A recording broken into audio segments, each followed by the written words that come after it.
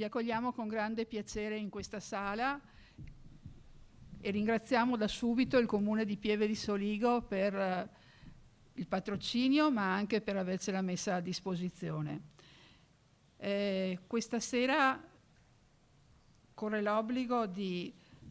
piacevole obbligo di ringraziare, oltre al Comune di Pieve di Soligo, anche il Comune di Vittorio Veneto, che ha dato il suo patrocinio, e la copertura dei mezzi di informazione che è garantita dalla Tenda TV, da Radio Palazzo Carli e dal periodico qualbuonvento.com. Io cedo subito la parola al direttore dell'ufficio pastorale e sociale della diocesi di Vittorio Veneto, Francesco Polo, che ci introdurrà il tema della serata. Prego.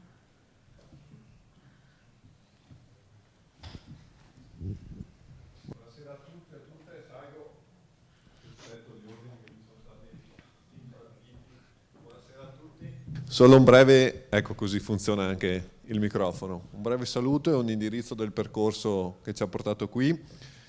È nato da 2 o 3 anni un nuovo format di settimana sociale, lo vediamo, ve lo racconto un attimino. Nel 2023 siamo partiti con la 20ª edizione della settimana sociale, con quel richiamo all'Evangelii Gaudium di Papa Francesco, avviare processi più che possedere spazi. Ci siamo soffermati su determinate tematiche, ricordo in particolar modo la presenza del Cardinale Zuppi al Teatro Toniolo a Conegliano, in cui abbiamo iniziato un percorso proprio partito dalla 20ª settimana sociale diocesana, tracciando questa via che è culminata nel 2024 perché era l'anno della settimana sociale nazionale dei cattolici in Italia al tema della democrazia e partecipazione. Infatti nel 2024 la nostra settimana sociale è stata intitolata Democrazia e partecipazione. Abbiamo dialogato sul tema del partecipare nella politica, nell'economia, nella società, ed è stato un nuovo processo perché, come sapete, l'abbiamo visto coinvolto con alcuni comuni, vedete anche quest'anno le nuove partnership, le nuove collaborazioni dal basso, per dialogare non solo con degli eventi fini a se stessi, ma anche con dei processi, ecco riferimento all'anno precedente, che si avviavano. L'anno scorso, nel 2025, ci siamo confrontati sulla tematica dello stare insieme in una comunità che educa e si prende cura. Abbiamo così tratto un po' le conclusioni sull'essere popolo di una comunità che si educa con il coinvolgimento delle scuole e degli enti del terzo settore. Quindi vedete le varie realtà che si sono coinvolte nel 2024, anche nel 2025 c'è stato questo forte richiamo. E da questo cammino, appunto, partito dall'esortazione apostolica, arriva quest'anno, nel 2026, con le 10 associazioni. Sapete che questo è un processo partecipato di organizzazione della settimana sociale diocesana che coinvolge evidentemente la diocesi di Vittorio Veneto con il suo ufficio di pastorale sociale e dal lavoro, ma la scuola sociale diocesana Maurizio Cecchetto, il settimanale diocesano L'Azione, la Caritas di Vittorio Veneto, l'Azione Cattolica Diocesana, le ACLI provinciali di Treviso, il Movimento dei Focolari, l'UCID, il Centro Culturale Humanitas di Conegliano, il Centro Culturale Giorgio Lapira, l'Istituto Diocesano Beato Toniolo Le Vie dei Santi, qui ringrazio, vedo anche la Presidente e il Direttore Scientifico, la Comunità di Sant'Egidio. Ecco un processo partecipato che richiama in particolar modo la tematica del 2024 della partecipazione. Ecco questo cammino che quest'anno culmina in un tema che, come sapete, come è noto, è la pace sia con tutti voi. Questa è prima frase di Papa Leone XIV, proprio con il forte richiamo alla giornata mondiale poi della pace che si è celebrata il 1° gennaio 2026. Proprio qui, a Pieve di Soligo, questa sera vogliamo iniziare a raccogliere questo invito. La pace sia con tutti noi, non resti solo un saluto inaugurale, un saluto di inizio, ma diventi una chiamata.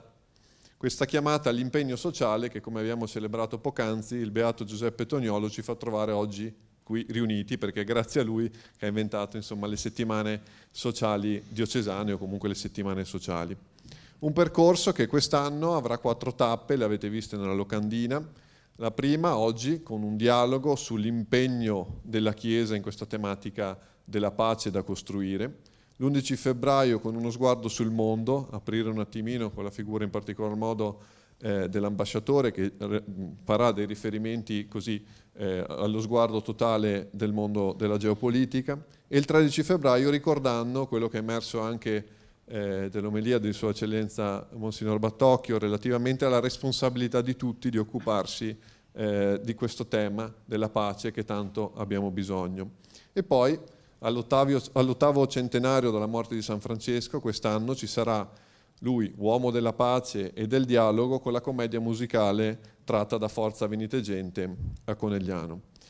Dunque il mio, a nome dell'ufficio, con Don Andrea anche Forest presente e Luciano Moro, il vice direttore, un benvenuto a tutti, buona settimana sociale diocesana 2026 e vi saluto con le parole finali che il Santo Padre ha rivolto al corpo diplomatico accreditato presso la Santa Sede il 9 gennaio 2026, che vorrei che fossero l'inizio di un ragionamento che parte oggi con la settimana sociale. Perché dice, nonostante il quadro drammatico che abbiamo di fronte ai nostri occhi, e faceva riferimento alla debolezza del multilateralismo e al diritto internazionale infranto, la pace rimane un bene arduo ma possibile. Essa, come ricorda Sant'Agostino, è il fine del nostro bene. Nel tempo del nostro pellegrinaggio su questa terra, essa esige umiltà e coraggio. L'umiltà della verità e il coraggio del perdono. Partendo appunto dall'umiltà della verità e il coraggio del perdono, l'augurio di tutti noi a partire da questa sera è di vivere questa serata tenendo bene presente che l'umiltà della verità e il coraggio del perdono, perché la pace siano non solo su di voi, ma costruita tutti attorno a noi. Grazie e buona serata. Prego, Alberto. Bene, buonasera a tutti. Prima di iniziare il nostro incontro, giustamente nel processo, Francesco accennava anche alla diocesi di Vittorio Veneto e quindi non possiamo non invitare qui a fare un saluto anche a Sua Eccellenza Monsignor Riccardo Battocchio.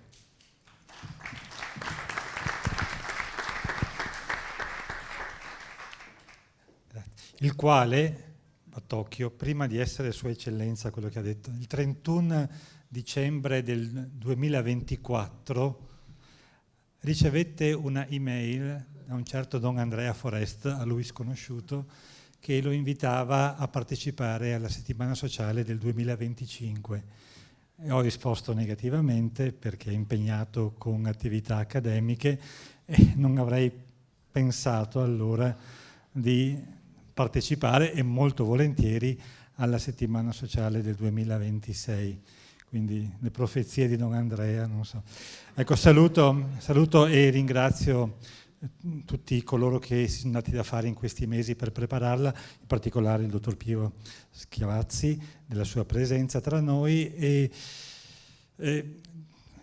citava prima il saluto di Papa Leone al discorso al corpo diplomatico, pace, un bene arduo e possibile. Questa è la definizione dell'oggetto della speranza data da San Tommaso d'Aquino. Si spera in un bene arduo e possibile. Quindi speriamo ma teologalmente, per la fede, in questo bene arduo ma possibile, perché questo è il punto forse decisivo. La pace è possibile e se siamo convinti di questo riusciamo in qualche modo a impegnarci, a non rassegnarci. Se pensiamo che sia solo un sogno, un ideale, rischiamo di stancarci, di vivere di risentimenti, lamentele o rassegnazioni. La pace è un bene arduo ma possibile. Siamo qui per questo e buona serata a tutti.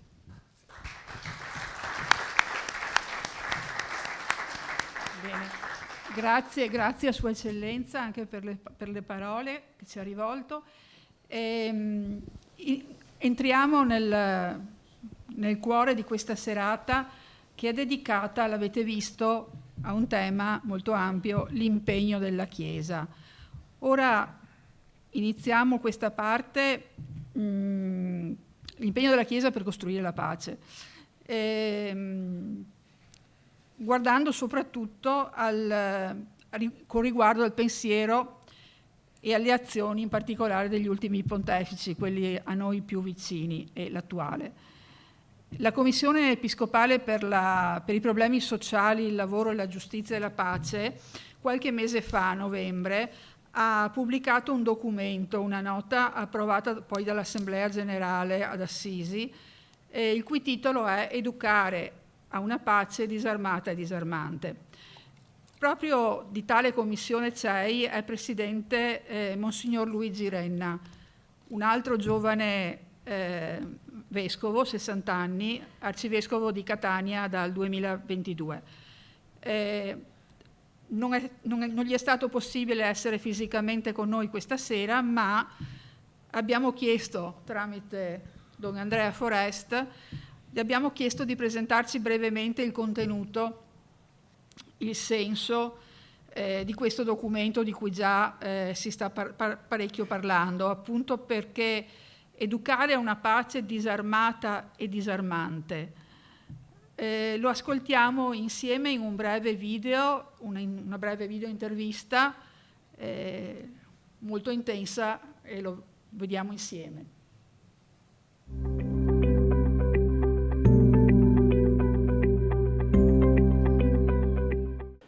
Buonasera a tutti, benvenuti a questa prima serata della settimana sociale diocesana della diocesi di Vittorio Veneto. La pace sia con tutti voi, le parole che Papa Leone XIV ha detto dal balcone della Basilica di San Pietro all'inizio del suo pontificato. Proprio sul tema della pace desideriamo entrare attraverso questa settimana sociale, giunta alla sua 23esima edizione, con alcuni temi che approfondiremo nel corso di queste 3 serate. Questa sera ci occuperemo dell'impegno della Chiesa rispetto al tema della pace.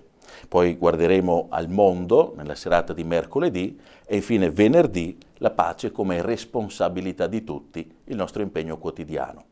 Ma all'inizio di questa prima serata volevamo un po' intrattenerci con Sua Eccellenza Monsignor Luigi Renna, arcivescovo di Catania, che abbiamo intervistato, è anche qui questa sera come presidente della Commissione Episcopale della CEI per i problemi sociali, il lavoro, giustizia e pace, e proprio questa Commissione Episcopale ha prodotto un documento nei mesi scorsi approvato dall'Assemblea Generale della CEI che ci parla proprio del tema della pace. È un documento che nasce dopo diversi anni da un precedente pronunciamento e chiediamo questa sera a Monsignor Luigi Renna di presentarcelo. Si intitola proprio così: Educare a una pace disarmata e disarmante. Benvenuto Monsignor Luigi, grazie del tempo che ci dedica e della presenza qui tra noi. È anche un bel modo di sentirci parte di tutta la Chiesa italiana e anche della Commissione Episcopale per i problemi sociali, lavoro, giustizia e pace, in sintonia appunto nell'iniziare questa nostra settimana sociale diocesana con la sua presenza. Grazie, e ci aiuti un po' a capire, a entrare dentro la genesi e soprattutto i contenuti, gli stimoli che questo documento può offrirci. Grazie. E grazie dell'invito e complimenti per l'organizzazione e per il fatto che celebrate una settimana sociale diocesana, perché ogni diocesi, a mio parere, dovrebbe avere questo spazio, questo tempo di riflessione e di confronto. E il documento possiamo dire che è una ripresa di una nota pastorale della fine degli anni 90, Educare alla pace, che con educare alla socialità e educare alla solidarietà costituiva un triplice intervento che voleva fare un affondo sulle questioni sociali allora più rilevanti.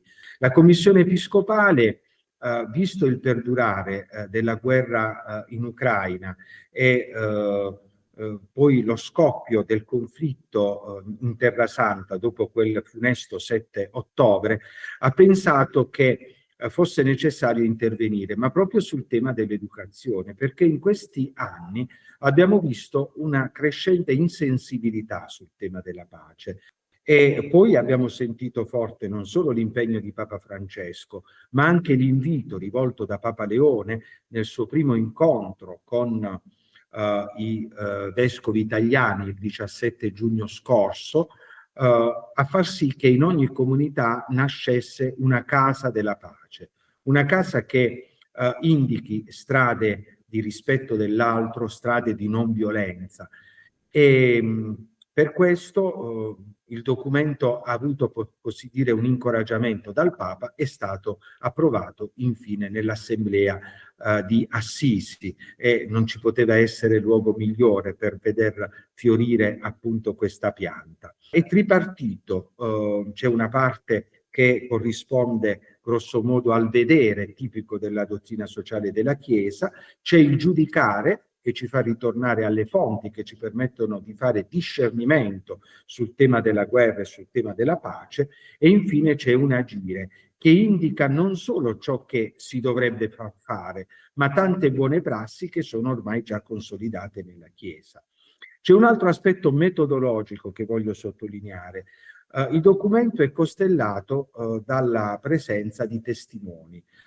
Sono tantissimi, non li ho contati, ma non si è voluto privilegiare semplicemente un testimone della pace piuttosto che altro, in ambito cattolico o in ambito laico, perché sappiamo che su questo impegno, su quello della beatitudine degli operatori di pace, degli artigiani di pace e degli architetti di pace, i cristiani hanno lavorato sempre a fianco con tutti gli uomini e donne di buona volontà.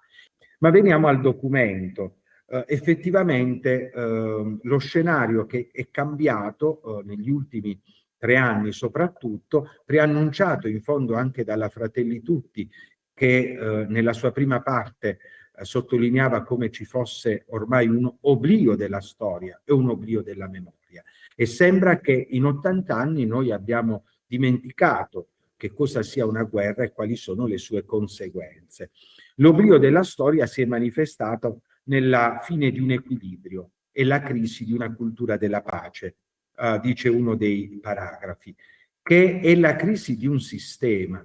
Questo non è avvenuto semplicemente in un paese. Vediamo che il fenomeno tipico della globalizzazione, di un batter d'ali di una farfalla che provoca il tornado da un'altra parte, come direbbe Bauman, ha fatto sì che una mancanza di sensibilità nei confronti della pace, o meglio dei diritti di ciascun popolo, fosse diffuso.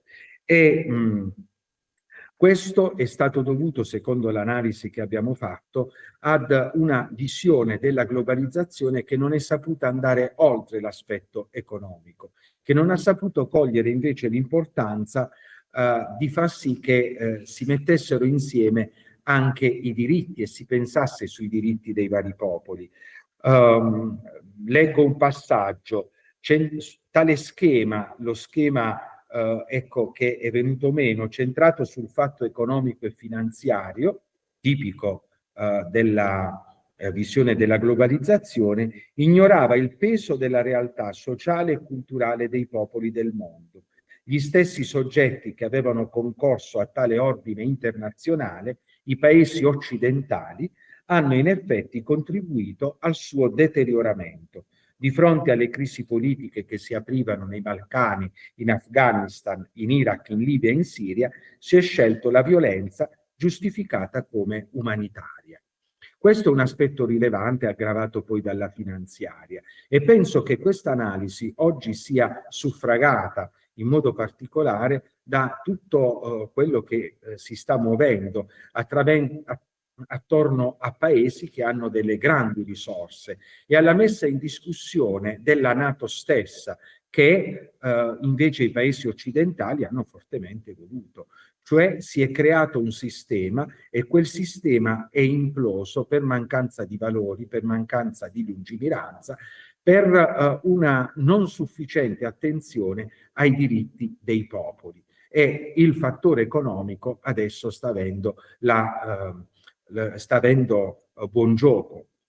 Sottolineo un altro aspetto della prima parte, che è quello della nascita dei nazionalismi. E quando parlo di nazionalismi parlo della nostra Europa e di un fallimento, di una crisi di quello che abbiamo chiamato l'esperimento Europa. Un esperimento che ha permesso però di vivere la pace per 80 anni, di mantenere degli equilibri, che è partito da un livello economico e ha sempre più cercato di trovare dei momenti che tenessero uniti tutti i paesi europei. Oggi c'è chi gioca a dividere l'Europa in un divide et impera molto pericoloso. Vi invito ad approfondire l'Unione Europea come esperimento di pace.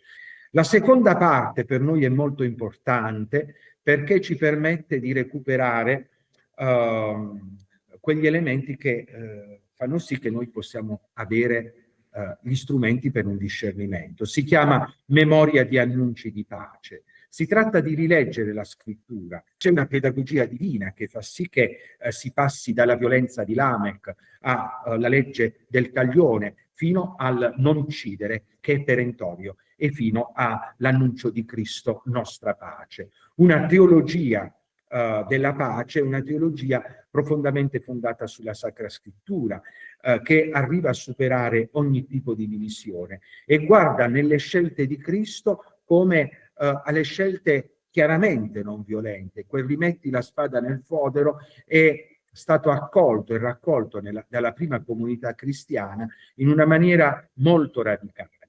La dottrina sociale della Chiesa è ricchissima da questo punto di vista, a partire da Papa Benedetto XV, ci sarebbe in verità anche da riprendere qualcosa di Pio X, e attraversa tutta la dottrina del secolo XX e ormai questo primo quarto del XXI secolo.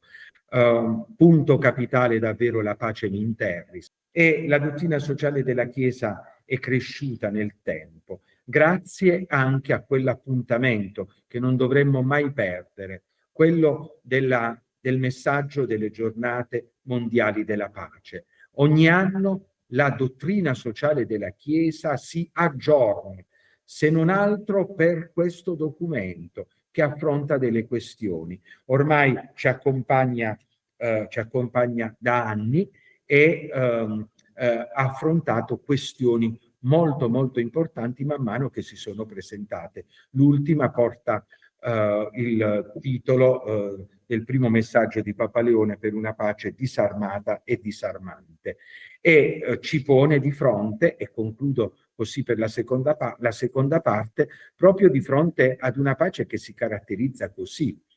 In verità gli aggettivi usati da Papa Leone sono 4: disarmata, disarmante, umile e perseverante. Vanno letti tutti insieme, perché non si può capire una pace disarmata e disarmante senza l'elemento dell'umiltà, e non si può guardare ad una pace senza la perseveranza, che non è semplicemente l'assenza di guerra per tanto tempo, ma il consolidamento dei diritti. E concludo con i beati costruttori di pace. Siamo chiamati ad essere soprattutto artigiani di pace. Artigiano è chi educa, chi la costruisce quotidianamente. Architetto è colui che dal punto di vista politico mette in atto delle scelte. Noi siamo degli artigiani, ma guardiamo agli architetti di pace, perché siamo noi che li eleggiamo nei vari consessi nazionali ed europei. Non dobbiamo pensare di essere fuori dalla storia perché non abbiamo in mano le cosiddette leve del potere, perché in un paese democratico noi scegliamo chi deve essere l'architetto delle grandi questioni che ci riguardano. E l'educare alla pace riguarda vari ambienti, è un impegno ecclesiale. È un impegno ecclesiale che non può essere di pochi movimenti, che in questo tempo vediamo un po' invecchiare.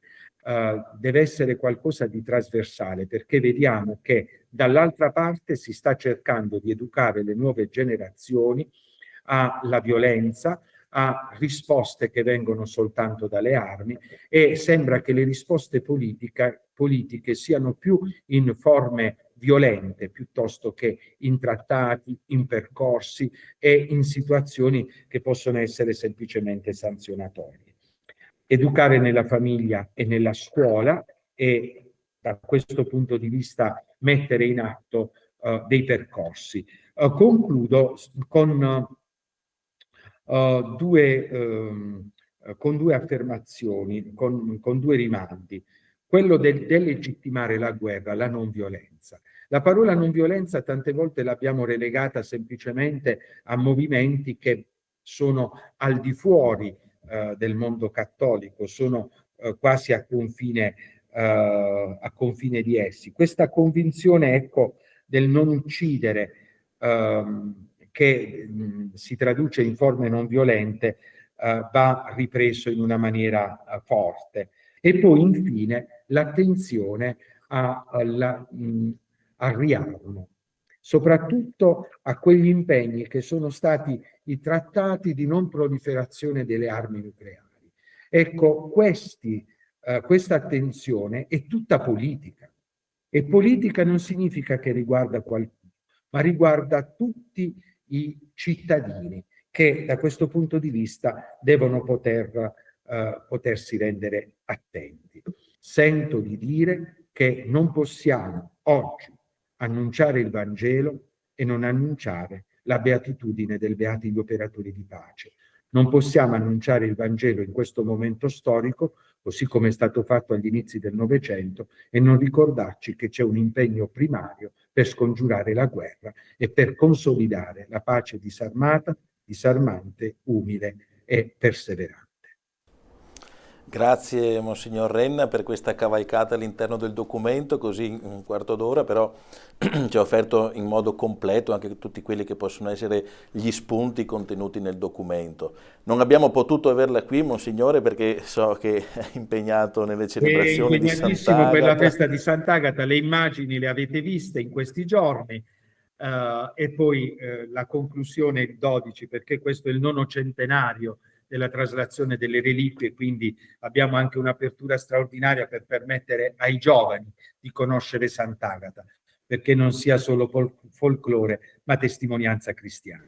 Bene, la ringrazio, poi ci vedremo credo a Brindisi per il convegno nazionale della pastorale sociale. Grazie. E lasciamo adesso la parola a Piero Schiavazzi che interverrà nella seconda parte più consistente di questa prima serata. Grazie ancora a Monsignor Renna. E buona serata. Buona serata e saluti a Monsignor Battocchio. E buon proseguimento a tutti.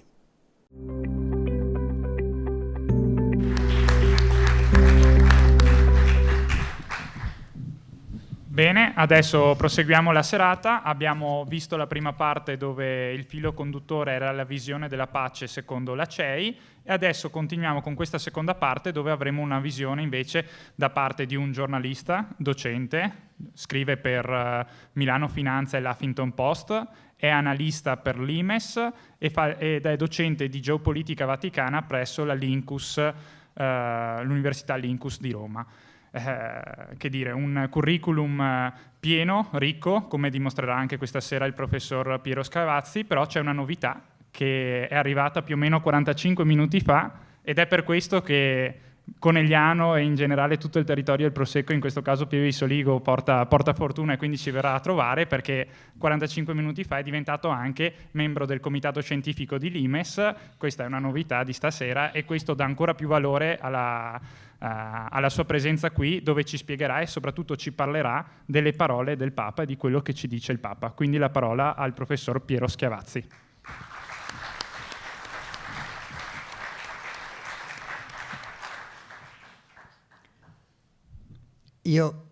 Si sente bene in fondo, sì.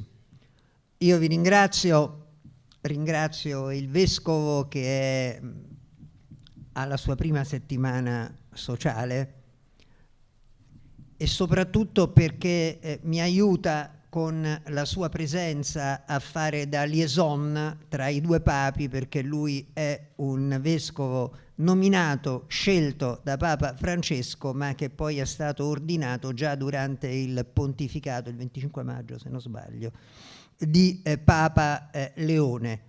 E poi mi fa sentire più vicino perché ha passato molto tempo a Roma.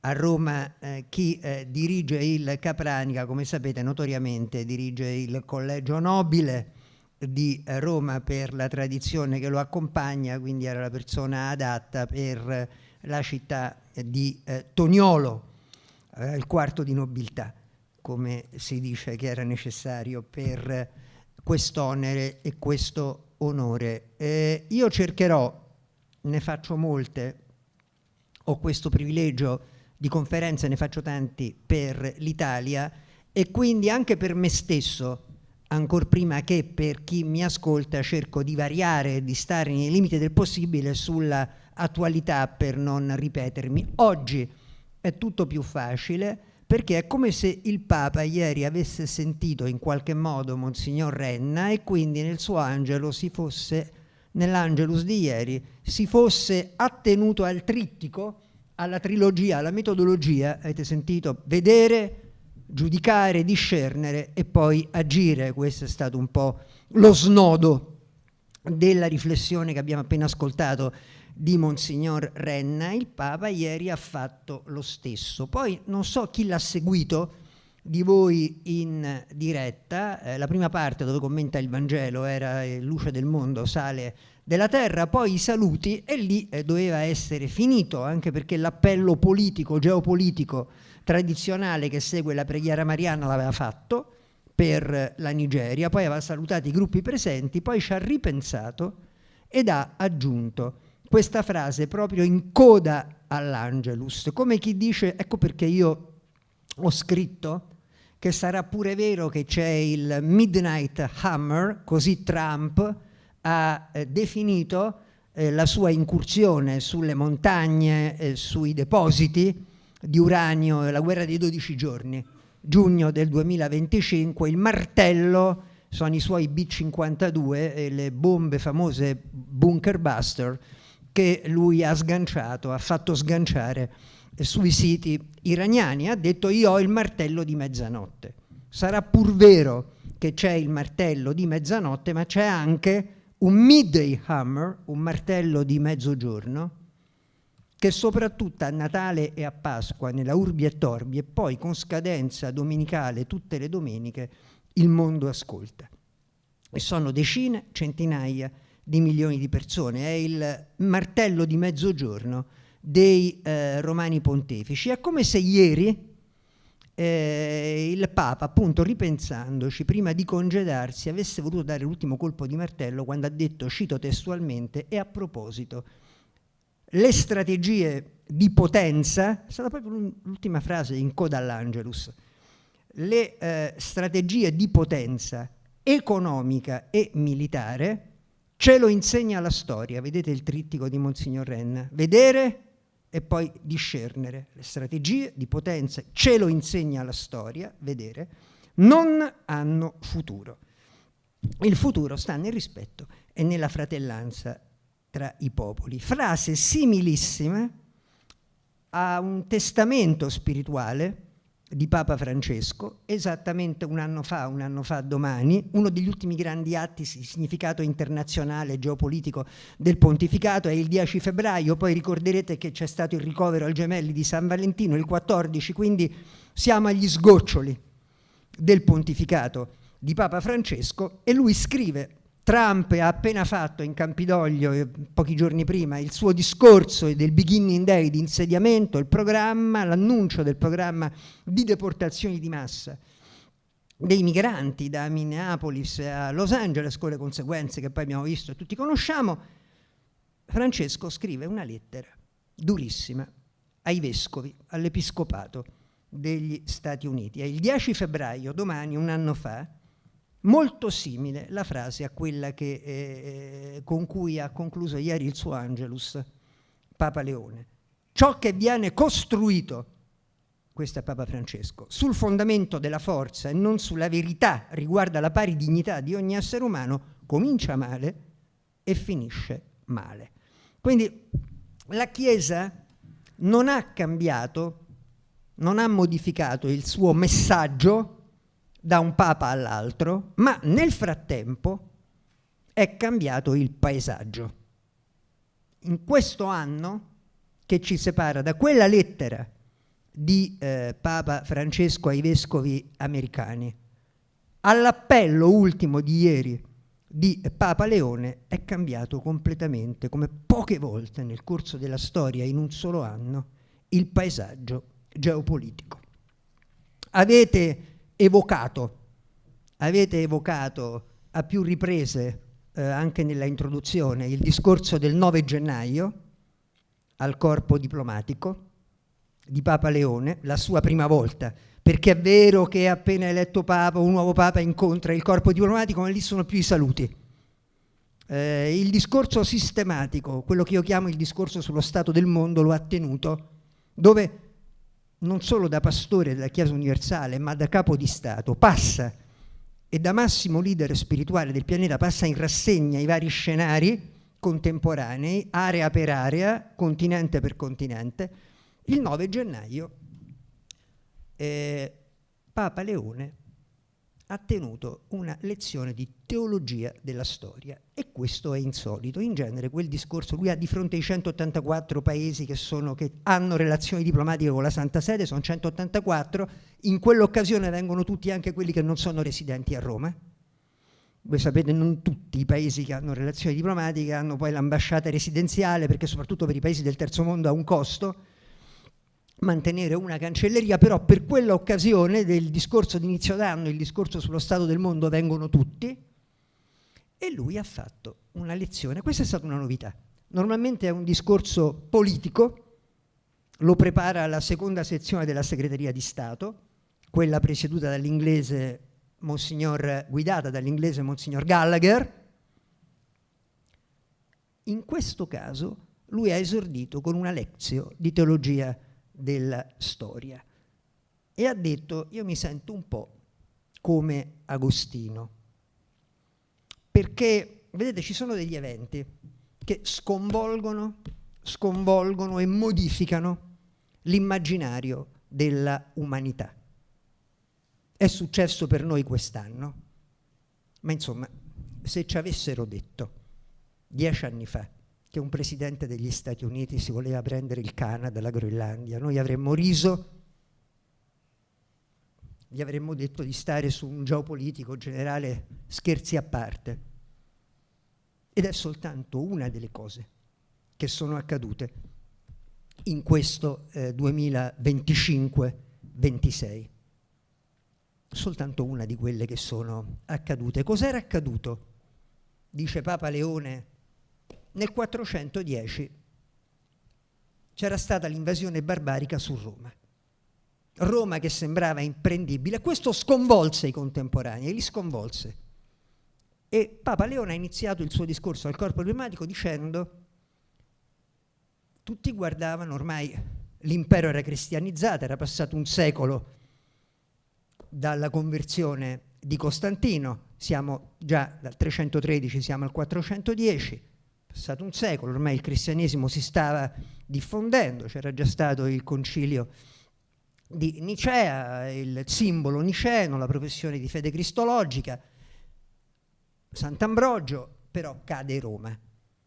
E molti si rivolgevano al Papa di Roma dicendo: il tuo Dio cosa fa? Il tuo Dio cosa fa? Io la sento su di me, ha detto Papa Leone oggi, questa domanda da parte del mondo. E Dio cosa fa?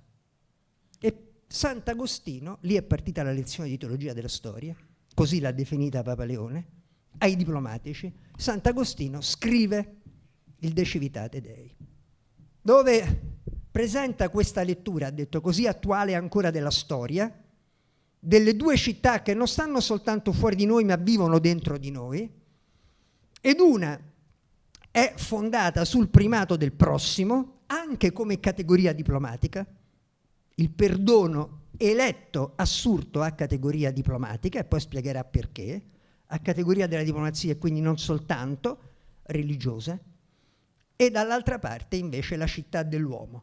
Oggi la città dell'uomo si è presa quasi tutti gli spazi, perché l'Organizzazione delle Nazioni Unite, che ha compiuto nel 2025 80 anni, l'ONU, era da un punto di vista giuridico di civiltà del diritto una specie di lampada messa sul moggio. Era una specie di città sul monte in versione terrena. O se vogliamo stare al Vangelo di ieri, era la lampada. Il diritto internazionale era un sale della terra che rendeva meno aspre, meno amare le relazioni internazionali. era una specie di sale della terra. Oggi, cito ancora testualmente, Papa Leone, prevale la versione del diritto della forza. Il diritto è il diritto della forza, è il diritto del più forte, che si va a prendere i territori. Si ragiona prettamente, squisitamente, direi esclusivamente in termini di sfere di influenza, con una differenza. E perché ho evocato il sale della terra? Vedete, dobbiamo essere molto realisti, questa è una serata, una conversazione di geopolitica. Non è venuto un docente di geopolitica a fare la predica, quindi ragiona con delle categorie scientifiche. Ora, in termini geopolitici, le sfere di influenza ci sono sempre state, ma noi avevamo dei paesi sull'asse della NATO, sull'asse dell'Occidente, sull'asse dei due continenti transatlantico, delle due sponde dell'oceano. Noi avevamo dei paesi che ragionavano almeno di facciata in termini valoriali, e il cardinale Casaroli, grande diplomatico della Chiesa, che aveva partecipato alla conferenza di Helsinki. Helsinki è quella che si tiene quando ancora c'era l'Unione Sovietica sulla sicurezza in Europa. Tutti sottoscrissero a Helsinki il primato della democrazia, anche le repubbliche popolari dell'Est, che erano dittature. C'era ancora l'Unione Sovietica, siamo negli anni 70. E il cardinale Casaroli, al quale fu contestato che il Vaticano partecipasse, gli fu contestato proprio dai vescovi dell'Est. I vescovi dell'Est, che erano schiacciati sotto il tallone dell'Unione Sovietica, contestarono alla diplomazia vaticana di essere andata a firmare. Il cardinale Casaroli rispose anche al cardinale Wojtyła, che era uno di quelli che si lamentava, e che poi gliene ha dato atto, da Papa dopo, a quell'uomo che conosceva bene, così lo ha definito il cardinale Casaroli. Wojtyła da Papa ha definito Casaroli, confermandolo segretario di Stato, un uomo che conosceva bene le vie dell'Est, che il diritto non è mai un pezzo di carta.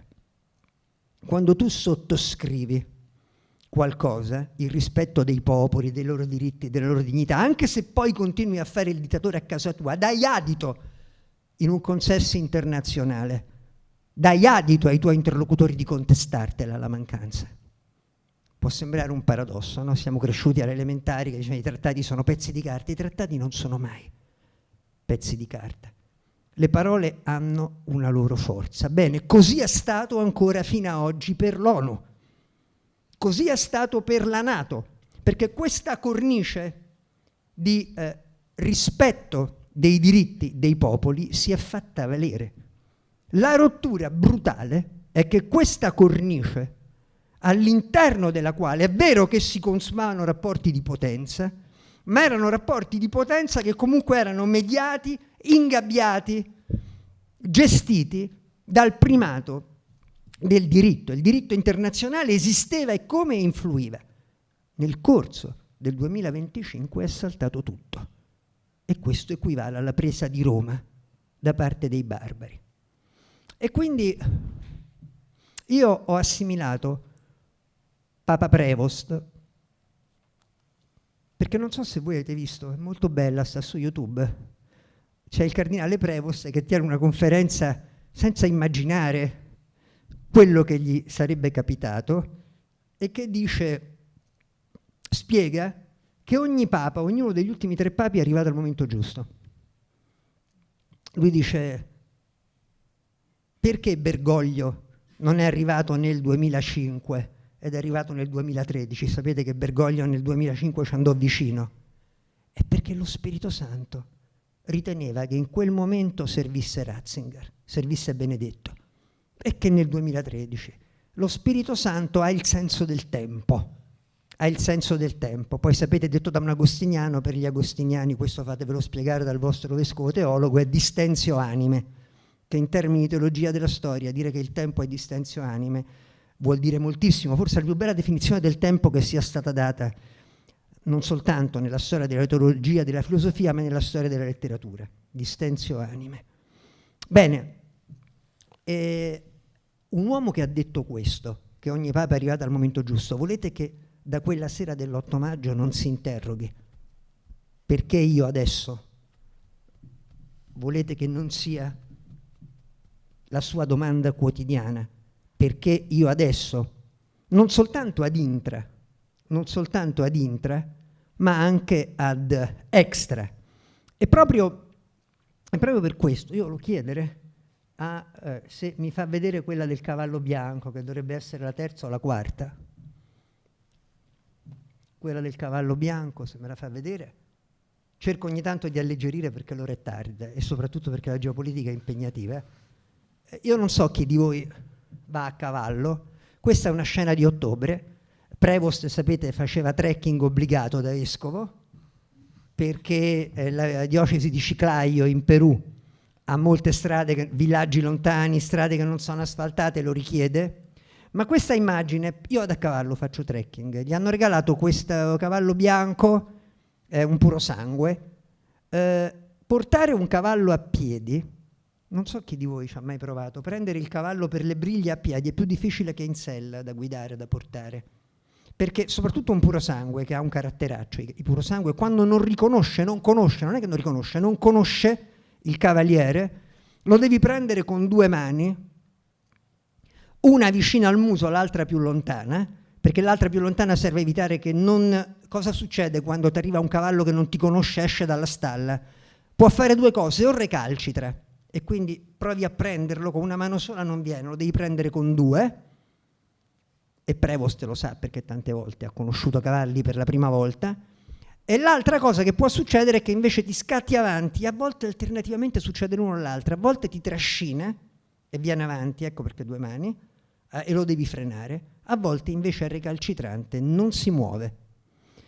Bene, io credo che questa sia un'immagine ad intra del pontificato di Papa Leone, e cioè lui i primi 6-7 mesi di pontificato ha preso le misure al cavallo bianco che è stato chiamato a guidare, e soltanto adesso stia cominciando il pontificato. I vescovi e i cardinali se ne stanno accorgendo. Forse il pontificato è cominciato davvero da un punto di vista geopolitico. La cavalcata del pontificato è cominciata con il viaggio in Turchia-Libano. Ad intra, invece, guardando all'interno della Chiesa, è cominciata col concistoro straordinario del 7 e dell'8 gennaio e guarda caso, il giorno dopo, il 9. È come se prima avesse fatto il discorso sullo Stato dell'Unione, parlando ai cardinali, e poi dopo il discorso sullo Stato del mondo, incontrando gli ambasciatori. Qual è la metafora? Lui ha voluto saggiare perché si è trovato con una chiesa dove c'era chi, come il cavallo, ti trascina, c'era una parte della chiesa che riteneva che non fossero sufficienti e ritiene le riforme di Francesco e quindi cerca di trascinare in avanti il nuovo Papa, e dall'altra parte c'è invece una parte della chiesa che è recalcitrante e vorrebbe tornare indietro o comunque frenarsi rispetto a quello che ha fatto Francesco. Ecco il senso delle due briglie, come se lui avesse preso prima di montare in sella le misure alla Chiesa. Perché insiste così tanto sulla unità? Perché questo è un momento in cui il mondo sta andando in pezzi e la Chiesa è rimasta probabilmente, dopo la crisi della NATO e dopo la crisi dell'ONU, crisi della NATO a Occidente, crisi dell'ONU, non sto perdendo il filo, mi serviva questa immagine per entrare in questa parte del discorso, nel momento in cui le istituzioni unitarie, la Chiesa è un esperimento ante litteram che dura da 2000 anni di istituzione globalizzata, di istituzione universale.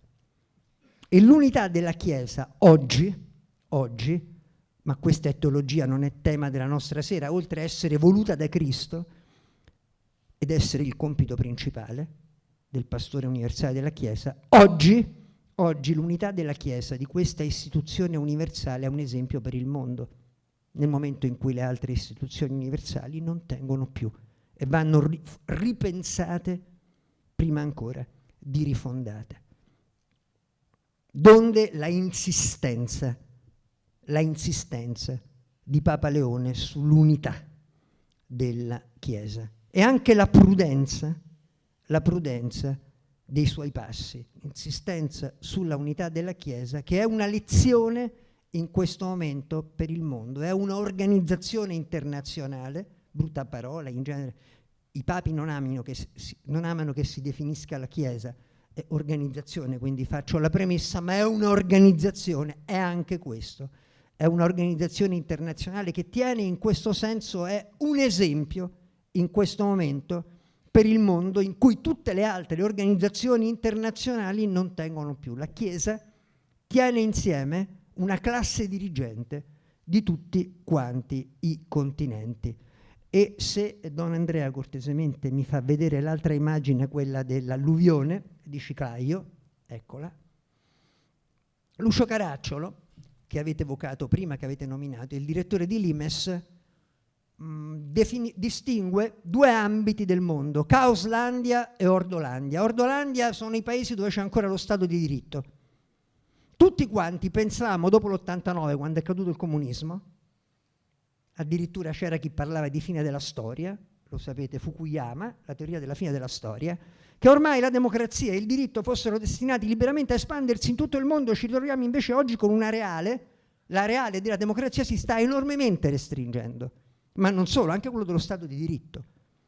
Le terre del caos, dove lo Stato non tiene più, gli argini, dove gli argini, allora una immagine di un futuro Papa, qui siamo nel 2021, con gli stivali in mezzo all'alluvione. Forse sta al XXI secolo, il massimo leader spirituale del pianeta, quando ancora non sapeva di esserlo, ma lo sapeva la provvidenza, che lo sarebbe diventato. Questa immagine sta come il quadro di Munch stava al Novecento. Ricordate il quadro di Munch, il pittore norvegese all'inizio del Novecento? Vede, così viene interpretato, vede gli orrori, tutti gli orrori del Novecento. Questo quadro di un Papa che sta con gli stivali nel fango dell'alluvione perché ormai la storia sta tracimando e le istituzioni non riescono più a trattenerla. Il fiume della storia ha esondato. Lo dico poi in una terra dove a volte i fiumi fanno gli scherzi ed esondano. Il fiume della storia ha esondato e lo Stato di diritto non riesce più a tenerle, aumentano le terre di Caoslandia. E la Chiesa è chiamata a svolgere un ruolo di supplenza. Lui si vede come Agostino. Voi sapete che Agostino era vescovo di Ippona, il Mediterraneo allora era l'oceano mondo, e lui vede da questa sua città affacciata sul Mediterraneo un mondo che cambia, Roma che è caduta, che è stata presa dall'Arico e dai barbari. È una civiltà al tramonto. E che cos'è Prevost se non un papa dell'Occidente che dalla sua Ciclaio, la sua Ippona si chiama Ciclaio ed è affacciata sul Pacifico, che è oggi quello che il Mediterraneo era allora, vede l'Occidente al tramonto senza che niente ancora lo abbia sostituito. E la Chiesa, nelle relazioni internazionali, è chiamata alla supplenza della unità, a lavorare per nuove relazioni internazionali. E qui si colloca l'elemento di distinzione tra Papa Francesco e Prevost, che non è un elemento di messaggio. Il messaggio, avete visto, è lo stesso. Vi ho citato le due frasi che sono assolutamente speculari, quella di un anno fa di Papa Francesco come se fosse un testamento spirituale, e quella di oggi, di ieri, a 24 ore, in coda all'Angelus di Papa Leone, ma è cambiato il linguaggio. Con Francesco noi avevamo un linguaggio, è come se fossimo passati da Borges, io ho scritto su Limes, a Hemingway. Francesco ci aveva abituato a un linguaggio, ma c'è anche una ecclesiologia e metodologia diversa, perché poi ogni papa è se stesso, si porta la sua storia. Borges è un linguaggio fantasioso. I discorsi di Francesco, non so chi di voi è stato a Buenos Aires, sono un po' come le facciate delle cattedrali e delle chiese argentine. C'è una commistione di generi. Se voi guardate il barocco argentino c'è poi qualche elemento istintivo, indio. C'è una commistione di sensibilità india nel barocco argentino, mentre da un papa nato a Chicago i suoi discorsi sono estremamente lineari. È come la prosa di Hemingway. Sapete come viene definita la prosa di Hemingway? La teoria dell'iceberg, perché le frasi di Hemingway è così, è anche Leone. Cioè l'iceberg emerge la punta, ma sotto e non si vede, ti viene addosso con l'impatto. Leone parla per frasi brevi, terribili, alcune tremende. È possibile, pensate il 22 dicembre alla Curia Romana, è possibile essere amici nella Chiesa? Secca così, che ti dice tutto. È possibile l'amicizia nella Chiesa? Ve lo domando. Oppure ai cardinali, 7 gennaio, concistoro straordinario, tutti i cardinali del mondo convocati a Roma, c'è vita nella Chiesa? E poi gliel'ha richiesto l'8 gennaio, il giorno dopo. C'è vita nella Chiesa, secca così, alla punta dell'aia. Questo è Hemingway. Questo è un linguaggio hemingwayano, perché poi ogni papa ovviamente ha il suo stile. O ancora, fatto inedito, mai era successo che un papa chiudesse con una poesia, peraltro di un israeliano, di un poeta Yehuda Amichai, è il 25 dicembre, l'Urbi et Orbi, la prima Urbi et Orbi natalizia del nuovo papa, e lui finisce citando una poesia di un poeta durante la Urbi et Orbi, che è il discorso anche, vedete, un'altra trasgressione, perché poi ogni papa è se stesso rispetto al canovaccio tradizionale. Agli ambasciatori che si aspettavano che cominciasse a parlare delle singole aree del pianeta, invece gli ha parlato della città di Dio, gli ha fatto una lezione di teologia della storia. Gli ha parlato della città di Dio e della città dell'uomo, e a tutto il mondo, all'universo mondo, il 25 di dicembre ha terminato parlando di pace selvatica. Ecco, non si capisce, rispondendo al tema di stasera, nulla del concetto della pace di questo pontefice, che ha esordito l'8 maggio dicendo la pace. Io ero in diretta da Formiglie a Piazza Pulita a commentare l'elezione in diretta nell'edizione speciale, era un giovedì difatti quando è stato eletto il Papa, è andato avanti fino a mezzanotte, e ero con Paolo Mieli a commentare in diretta questo avvenimento. Ma per capire la pace sia con voi noi dobbiamo fare un salto avanti al 25 dicembre, la pace selvatica. Che cos'è la pace selvatica? La pace, spiega Papa Leone, leggendo, ha letto proprio il brano, non è quella dei trattati e non è nemmeno quella dei cessate il fuoco. Spesso, aggiunge, la pace dei trattati a tavolino è la pace di Fedro o di Esopo. Superior stabat lupus, è la pace del lupo imposta all'agnello. Ma come faccio, dice l'agnello al lupo, averti sporcato l'acqua se tu stai sopra e io sto sotto, e quindi l'acqua passa prima da te e poi arriva da me? Ma forse allora vuol dire che tuo nonno e qualcuno prima di te me l'ha sporcata. Che cos'è la guerra in Ucraina se non una versione moderna di questo aneddoto, di quest'apologo, di questa favola? E c'ero prima io, e se non c'ero prima io adesso ci sarò stato 1000 anni fa, e quindi mi devi ridare. Ma dice, ma siamo tutti ucraini oggi ormai? Ma sì, ma c'erano i miei avi 1000 anni fa, intanto me la riprendo. Sono le foglie di fico che servono a giustificare gli atti, che servono a giustificare gli atti di forza. La pace, aggiunge, la pace vera, quella che dura, è selvatica, cioè nasce dal cuore dell'uomo, perché nel cuore dell'uomo c'è l'anelito di pace, perché c'è la città di Dio, che è una categoria dello spirito prima di essere. La città di Dio è una categoria, dice, torno al discorso ai diplomatici, è una categoria dello spirito prima di essere una categoria della storia, è una categoria geopolitica del diritto internazionale. La città di Dio è una categoria interiore, quindi riguarda ciascuno. La pace è un anelito, ma quest'anelito è spesso soffocato nel cuore dell'uomo dall'istinto bellico, quello che lui ha chiamato il fervore della guerra. Siamo sempre al discorso del 9 gennaio che oggi la fa da padrone. E quando è che riesce a rispuntare l'anelito alla pace che c'è nei popoli? Quando sono stremati dalle guerre. Tra le pieghe della storia e tra le piaghe dei popoli, come nel fango, tra le pieghe della storia e tra le piaghe dei popoli spunta selvatica da un istinto divino che ha messo nel cuore dell'uomo chi l'ha creato che ha messo nel cuore dell'uomo chi l'ha creato, ed ecco perché Leone, che fa tutto un discorso pessimista, perché uno che parte dicendo è saltato il diritto internazionale, mi sento come Agostino che guarda l'impero, non si sa che cosa sta per succedere perché il mondo è diventato buio, perché cioè non c'è più quello che c'era prima, ma non si sa cosa ci sarà dopo. E perché poi c'è questa venatura? Perché lui sa che Dio ha seminato nel cuore un istinto di pace, ed ecco cosa gli fa dire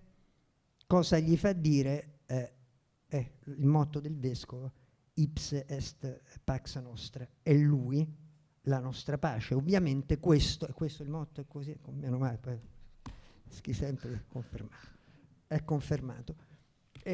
È questo il discorso. Che cosa vuol dire? Che un laico che non crede non può fare, è molto più difficile. Io ricordo le mie conversazioni notturne con Giuliano Amato, il quale nel 92 da Presidente del Consiglio e poi in un'intervista televisiva mi disse: beati voi credenti, perché voi avete questo ancoraggio più forte a cui collegare e legare la speranza di pace, cioè il principio creaturale.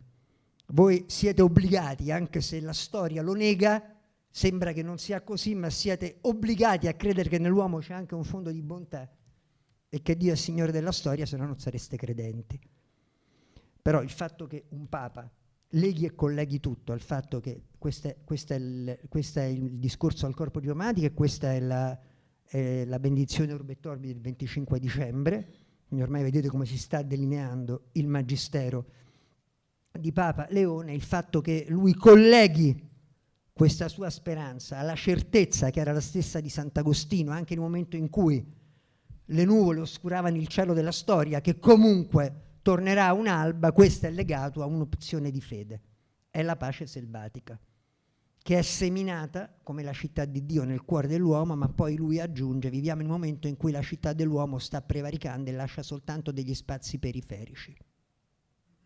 Lascia soltanto degli spazi periferici in questo momento alla città di Dio. Per cui c'è una sequenza di date che è significativa. Il 7-8 gennaio chiama i cardinali, il 9 gennaio chiama tutti gli ambasciatori, il 6 gennaio, 3 giorni prima, chiude la Porta Santa. E è come se, chiudendo la Porta Santa questa volta, avesse pronunciato un secondo extra omnes, questa volta lui, da Papa. Cioè quel chiudere la Porta Santa è fuori tutti. In questo cambia il linguaggio, non soltanto perché da Borges siamo passati a Hemingway. C'è un cambio di metodologia da parte di questo Papa. Cioè lui ritiene che proprio perché la Chiesa debba dare un senso di unità al mondo, perché è una delle poche istituzioni che mantengono un punto di vista universale sul mondo, un punto di vista universale che non lascia prevalere in sé l'istinto di parte. Ieri ha detto un'altra frase fortissima: mi sono stupito che stamattina non sia uscita sui giornali, perché scusate, quando ieri se ne esce durante l'Angelus, questa ve la cito, non amo leggere perché poi non è una forma di rispetto all'uditorio che va guardato negli occhi, ma questa va citata. Quando ha detto il sale che diventa sciapo, e poi ha fatto: ma voi pensate che Gesù Cristo non ce l'abbia mai avuta questa tentazione, quella identitaria? Ora, io avevo sentito dire di tutto, avevo sentito definire Gesù Cristo nella mia vita in tanti modi, ma la categoria identitaria, che è politica, la usiamo oggi, cioè la trovi sulle pagine politiche dei giornali, non l'ho mai sentita applicare, e soprattutto da un Papa. Lui ha detto: voi pensate che la tentazione identitaria, così lui ha interpretato, fra poco manca poco all'inizio della Quaresima, le tentazioni del Signore, la prima domenica di Quaresima, quella è una tentazione identitaria. Non sai chi sono io, far valere e ostentare, esibire al mondo la sua dignità, la sua identità, la sua forza. Non sapete chi sono io. Allora, applicata a Gesù Cristo, la categoria identitaria, lui sta parlando di Dio, ma il discorso è rivolto da suocera a nuora, da nuora a suocera, a chi in terra si sta sentendo Dio ed esibisce la sua identità e aggiunge: vuole avere il mondo ai piedi. Questo è l'Angelus di ieri. È chiaro il riferimento a quella parte di mondo che sta esibendo a chi strilla di più la propria identità. Esibizione, ve la cito, Gesù stesso fu tentato da altre strade, far valere la sua identità, esibirla, la tentazione identitaria che Dio rinnega. Di fronte a questa tentazione identitaria, che è la negazione dell'unità, e qui siamo passati a un altro discorso importante. Vedete che tutto si tiene nella strategia della Santa Sede. Il 17 gennaio, 10 giorni dopo il discorso del Papa al corpo diplomatico, parla Parolin. E Parolin fa uno dei discorsi più importanti da quando è segretario di Stato per l'anniversario della pontificia 325 anni dell'Accademia Ecclesiastica. L'Accademia Ecclesiastica è la scuola diplomatica della Santa Sede dove si formano i nunzi, i futuri nunzi, dove si forma quei sacerdoti che ogni vescovo ritiene particolarmente portati e che quindi manda a Roma, fanno l'Accademia Ecclesiastica, poi comincia la carriera diplomatica, in genere vanno nella seconda sezione della Segreteria di Stato, poi molti di loro vanno nelle nunziature del mondo e alcuni diventano nunzi apostolici. Nasce la scuola diplomatica della Santa Sede. Parolin fa il discorso e dice: oggi il mondo è diviso fra queste due categorie, quella identitaria e unitaria. Noi siamo i depositari della istanza unitaria, mentre il mondo segue. Questo è perché la domanda che voi fate stasera: qual è l'impegno? Non voglio terminare il mio discorso senza rispondere alla domanda di Don Forest, di Don Forest. Non voglio, vede, non ho sbagliato il motto del vescovo, poi ho sbagliato, sono caduto sull'accento del vostro responsabile della pastorale sociale. Il compito della Chiesa è quello di trattenere il mondo che sta scivolando sempre di più sulla china identitaria. Io, voi sapete, scrivo sull'Imes e mi sorpresi molto alcuni anni fa quando Caracciolo mi volle all'Imes, perché la cosa che mi colpì fu l'insistenza con cui lui, ateo totalmente, parlava della Chiesa e voleva che si scrivessero articoli sulla visione geopolitica della Chiesa. E quando gli ho chiesto un giorno perché, era il 2007-2008, una ventina d'anni fa, lui mi ha detto: perché la Chiesa insieme agli Stati Uniti, Roma insieme a Washington, 20 anni fa, Roma insieme a Washington, è l'unico centro geopolitico che riesce ad avere una visione unitaria, l'American Way of Life, l'American Dream, il sogno americano. Una visione unitaria a farsi carico di una sola visione dei problemi unitari del pianeta. È quello che si chiama soft power. E il soft power è il sale degli imperi. Torno al sale ieri. È il sale degli imperi, il soft power, cioè la fascinazione. Gli imperi non si tengono. Vedete il senso della frase di ieri, la storia, Papa Leone, ce lo insegna la storia, le strategie di potenza militare, economica da sole non bastano, ci vuole il soft power. Questo era il segreto anche dell'impero romano, è stato il segreto di tutti i grandi imperi. Quando viene meno il soft power, cioè la fascinazione che l'autorità riesce, perché? Perché quell'autorità si fa carico, che cos'è se non che cos'è se non la categoria della grazia e della misericordia? Cioè il mondo è molto più cristiano, questo l'ho spiegato facendo una conferenza in Banca d'Italia. Ma ho detto: ma come nella Banca d'Italia sono i massoni? Ricordavo accanto a Monsignor Baturi e io ho detto: guardate che nel mondo della geopolitica, come nel mondo dell'economia, ci sono tante categorie cristiane che sono latenti, ma sono alla radice, non ce ne accorgiamo. Che cos'era? Che cos'è il quantitative easing? Che cos'è il PNRR? Se non un'applicazione della categoria della grazia, di qualcosa che chi sta in alto ti dà gratis, che ti dà gratuito. Che cos'è se non una traduzione in economia di categorie che il cristianesimo ha seminato nella storia e che poi sono fiorite, sono nate nelle forme dell'economia, nelle forme della politica. Che cos'è se non una versione della indulgenza, il perdono applicato alle relazioni internazionali, cioè il farsi carico anche del peccato di chi è venuto prima, con un atto di generosità istituzionale che il più forte deve fare nei confronti del più debole, apparentemente in perdita, ma quello è il soft power, che gli consente di proiettare fuori dai suoi confini la sua autorità e di farla durare nel tempo. Ecco, questa è la visione che la Chiesa ha mantenuto, e mi diceva Caracciolo, oggi è rimasta. Quando abbiamo presentato all'Ambasciata d'Italia il libro monografico sull'elezione, era luglio, col cardinale Reina, io, Caracciolo e Reina abbiamo presentato all'Ambasciata d'Italia presso la Santa Sede il volume su Papa Leone, e lì in quella sede Lucio Caracciolo ha detto: l'unico centro geopolitico che mantiene una visione unitaria dei problemi del pianeta e non identitaria, perché Washington è diventata identitaria e pensa che quella sia la soluzione alla sua crisi, l'affermazione così forte della propria identità, e invece è proprio la ragione, è la ragione della sua crisi che la va acuendo. Quindi, venendo al compito, rispondendo alla domanda che mi avete fatto questa sera, il compito della Chiesa oggi nel mondo è costruire unità, e per costruire unità, rispetto a delle posizioni di Papa Francesco,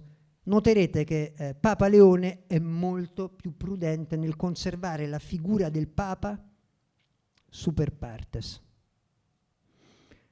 e delegare alle conferenze episcopali il momento della rottura.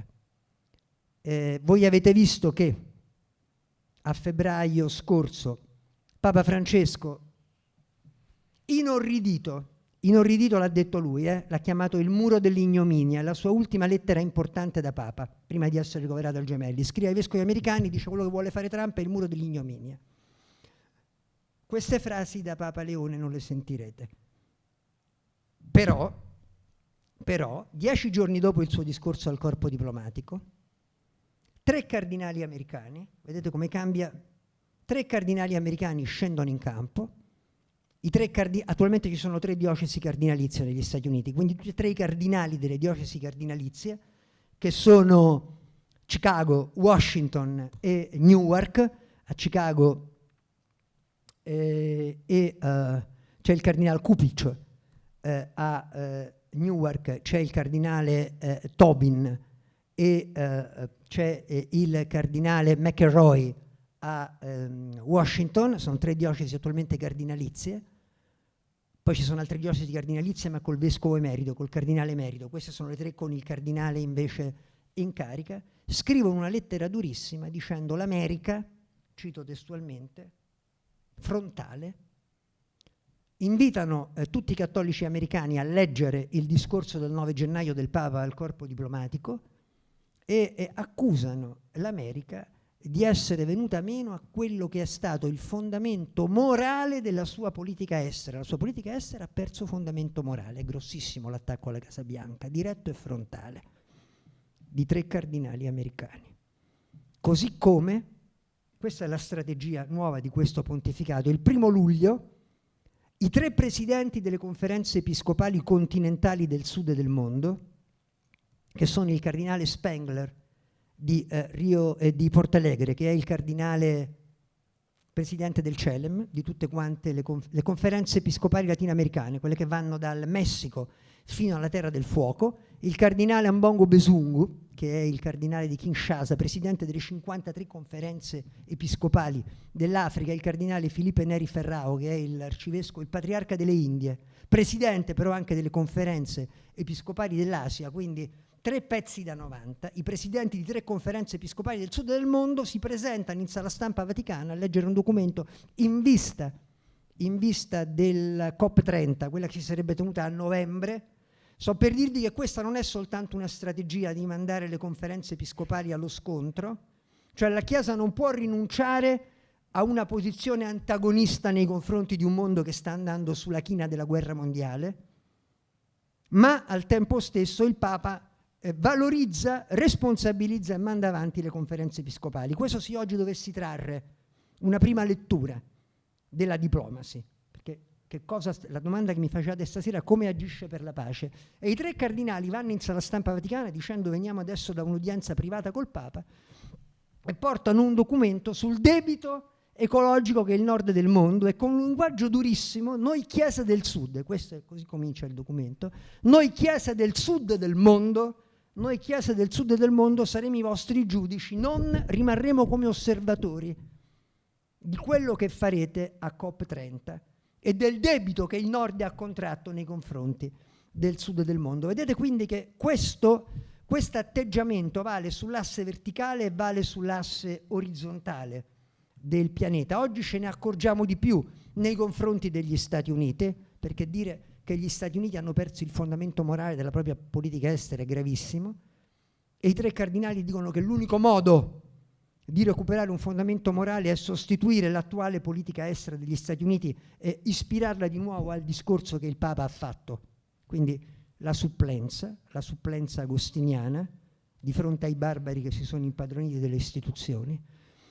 Noi quindi abbiamo una Chiesa antagonista, ma dove vengono valorizzati molto di più, sulla via della pace viene valorizzato molto di più il ruolo delle conferenze episcopali, proprio perché Leone è sensibilissimo alla istanza unitaria, a dimostrare al mondo che c'è una istituzione universale, che ovviamente non per merito soltanto suo, ma per grazia di Dio, ma c'è un'istituzione universale che si riesce a mantenere unita. Io volevo farvi vedere le 2 diapositive, quella del...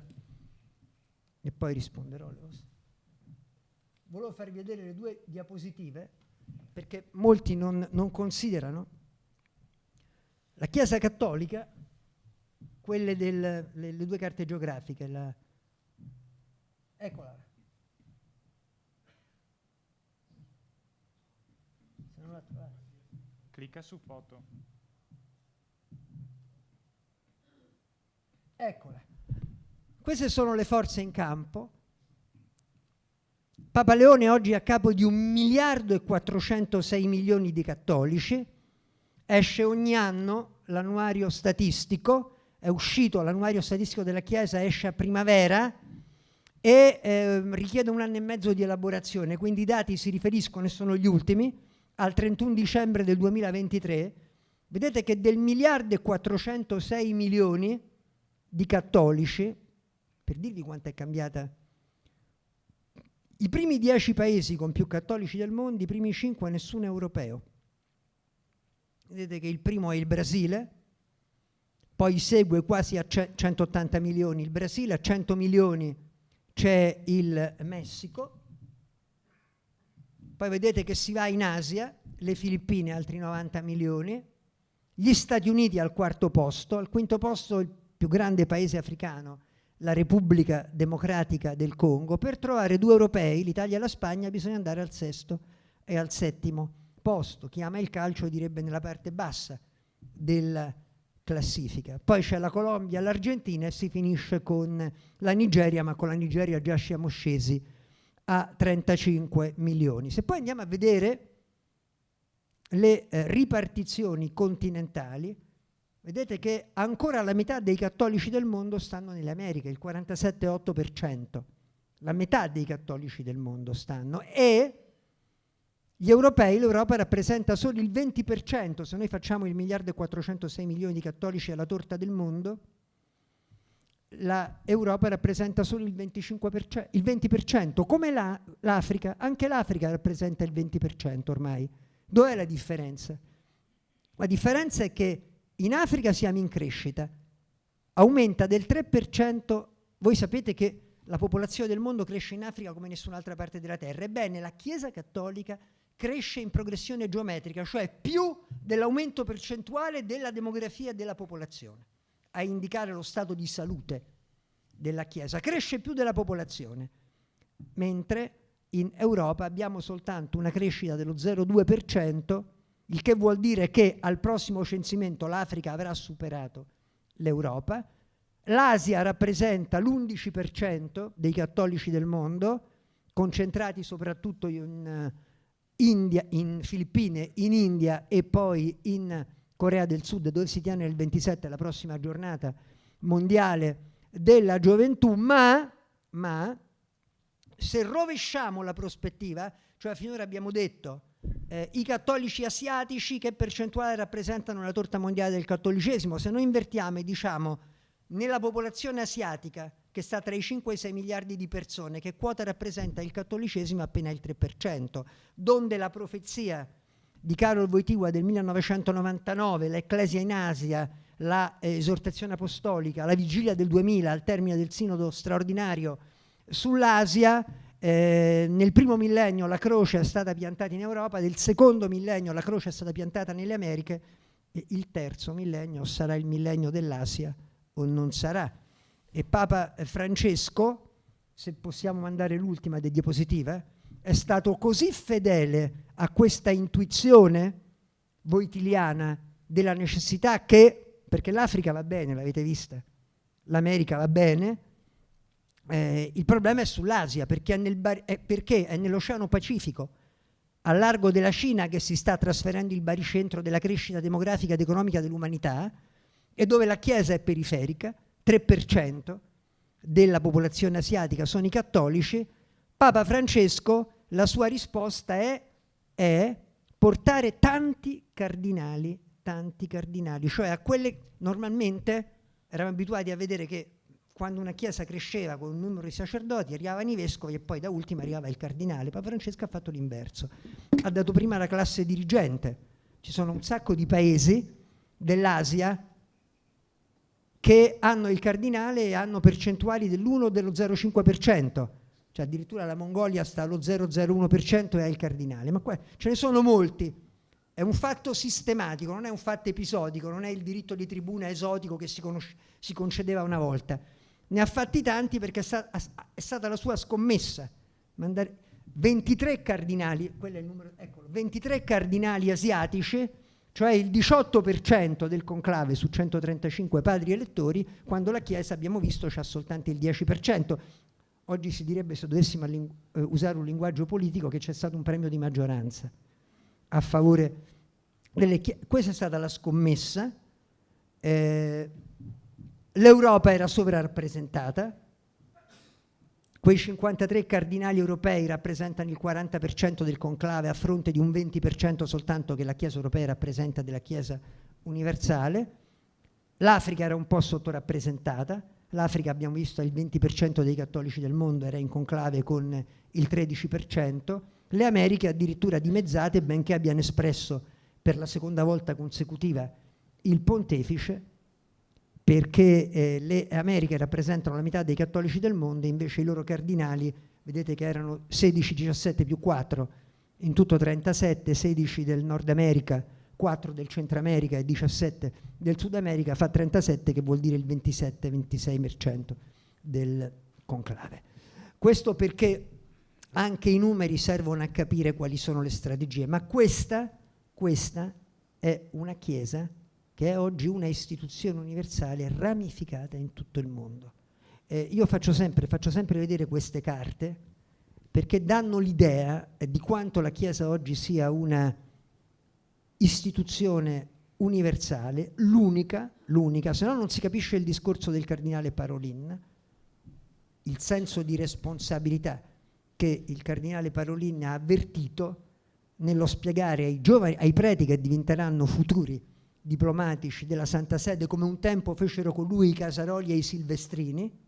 Quando io lo ricordo, il cardinale Parolin l'ho conosciuto giovane prete, giovane ufficiale della segreteria di Stato, appena arrivato a Roma 30 anni fa, e come hanno fatto con lui, loro si sentono depositari di questa istanza universale che riesce a tenere insieme una classe dirigente, eccola, una classe dirigente che viene da ogni parte del mondo, e nel momento in cui l'ONU si va frantumando è l'unica che ha un know-how da trasferire. Ecco perché, rivolgendosi ai diplomatici, ha detto: come dovrete fare? Come dovrete fare? Essere attenti a cogliere l'attimo. Il tempo è distensio anime, ecco perché ci torno. Essere nei frangenti della storia, quando vedete che emerge dai popoli e nella storia si manifesta all'improvviso, ha detto nel suo discorso, l'esigenza di stabilità nella storia si manifesta all'improvviso. E ha citato Papa Alessandro VII.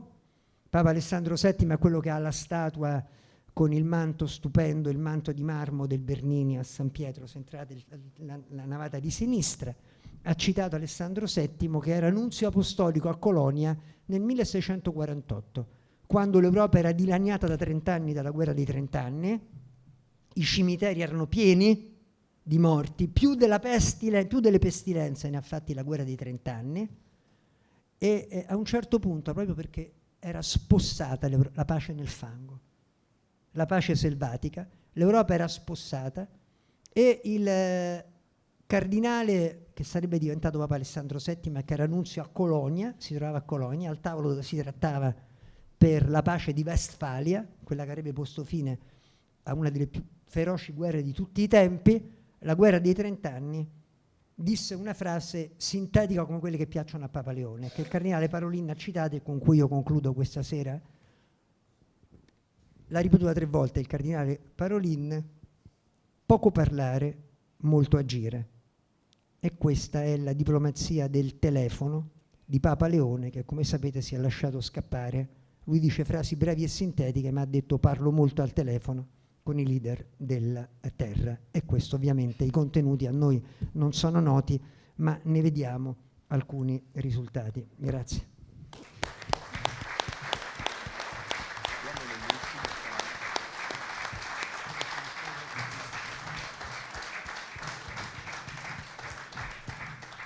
Bene, adesso diamo spazio alle domande e per chi vuole intervenire alzi la mano che porto il microfono.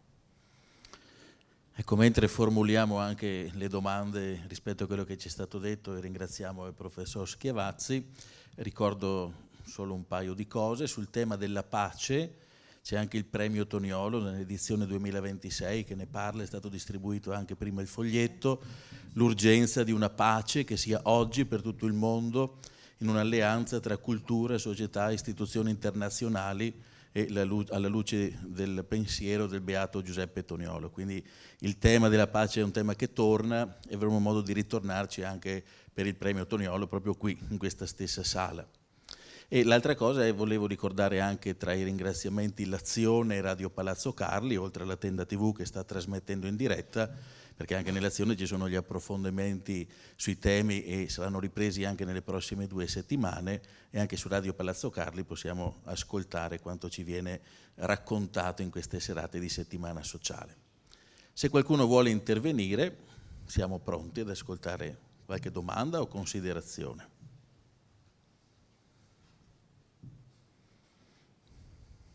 Se nessuno vuole intervenire, interverrei io, visto che ho la passione. Intanto va bene. Professore, tanto ringrazio.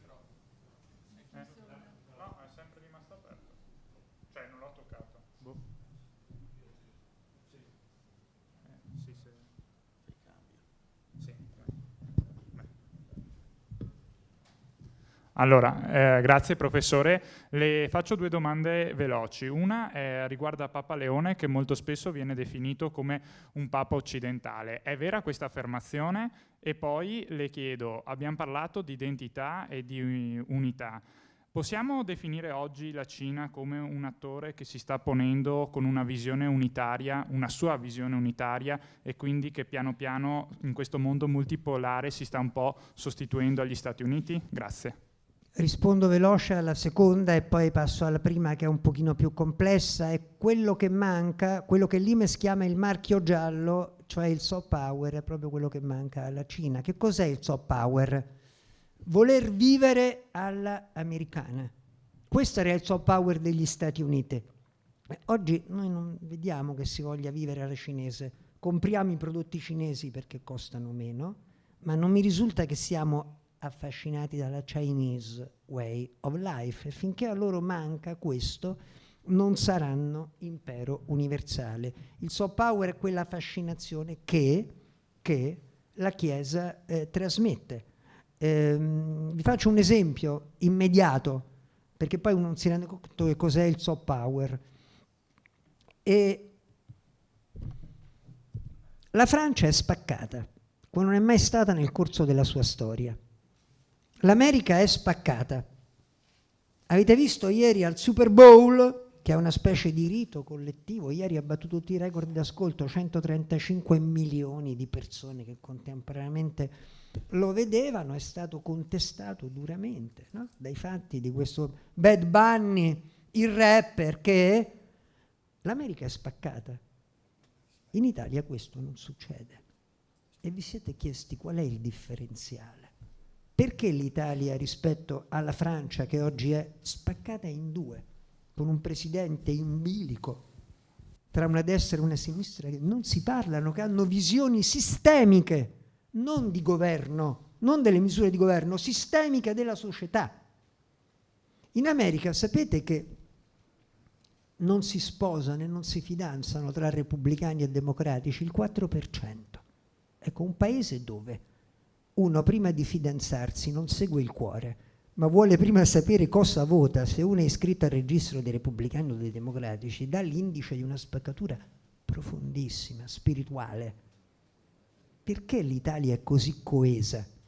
Cioè, le liti quotidiane che noi leggiamo sulle prime pagine dei giornali, a seconda che siano di destra o di sinistra, sono acqua di rose in confronto alla divisione così profonda che attraversa altri paesi. Io do una mia spiegazione. Le chiese saranno vuote, ma il cattolicesimo è presente come? Nell'anima del popolo italiano. È l'opera che la Chiesa svolge di coesione, che la cultura cattolica, le settimane sociali. L'opera che la Chiesa svolge di coesione nazionale, dice, ma proprio la Chiesa, questo me lo diceva Cossiga sempre, no? Cossiga mi raccontò una volta che andava a trovare Giovanni Paolo II e Giovanni Paolo II gli chiedeva perché la Chiesa, questo non lo capiva, perché veniva dalla Polonia dove la Chiesa era un fattore unitario, no? La coscienza nazionale polacca, quando non esisteva lo Stato, esisteva la Chiesa, il popolo polacco esisteva perché era la Chiesa che gli dava una identità, e Wojtyła non capiva, me lo raccontò Cossiga, perché la Chiesa si fosse opposta al processo unitario nel Risorgimento. Bene, il paradosso, che poi lo Spirito Santo ama i paradossi, oggi la Chiesa è forse il principale fattore di coesione nazionale in Italia. Saranno vuote le chiese, ma nell'anima degli italiani è enormemente presente, cioè la dottrina sociale della Chiesa è in straordinaria salute. Magari ce l'avesse il soft power che ha la Chiesa, la Cina, non sto deviando rispetto alla domanda, e finché non avrà quello, non riuscirà ad esercitare. Perché se davvero a Trump riesce, vi faccio un esempio che vi fa capire immediatamente, Trump adesso sta cercando con la forza di estirpare l'influenza, che è un'influenza di hard power economica cinese e di infrastrutture, dal Sud America. Questo è il vero motivo per cui ha preso il Venezuela, perché il Venezuela stava spalancando le porte alle infrastrutture cinesi, e il metodo che i cinesi hanno usato in Africa per espandere la loro influenza è quello di infrastrutturare il paese. Oggi le autostrade, le scuole, l'hanno costruito tutti i cinesi in Africa. Trump è intervenuto in Venezuela non perché gli importasse di Maduro, ma perché Maduro aveva fatto il passo falso, tant'è che vedete sta lasciando la dittatura, l'America non ha messo la democrazia in Venezuela, perché aveva spalancato le porte alla Cina. Se a Trump riesce l'operazione di mandare via i cinesi in termini di influenza economica e geostrategica dal Venezuela, della Cina non resterà niente, perché la Cina non ha soft power.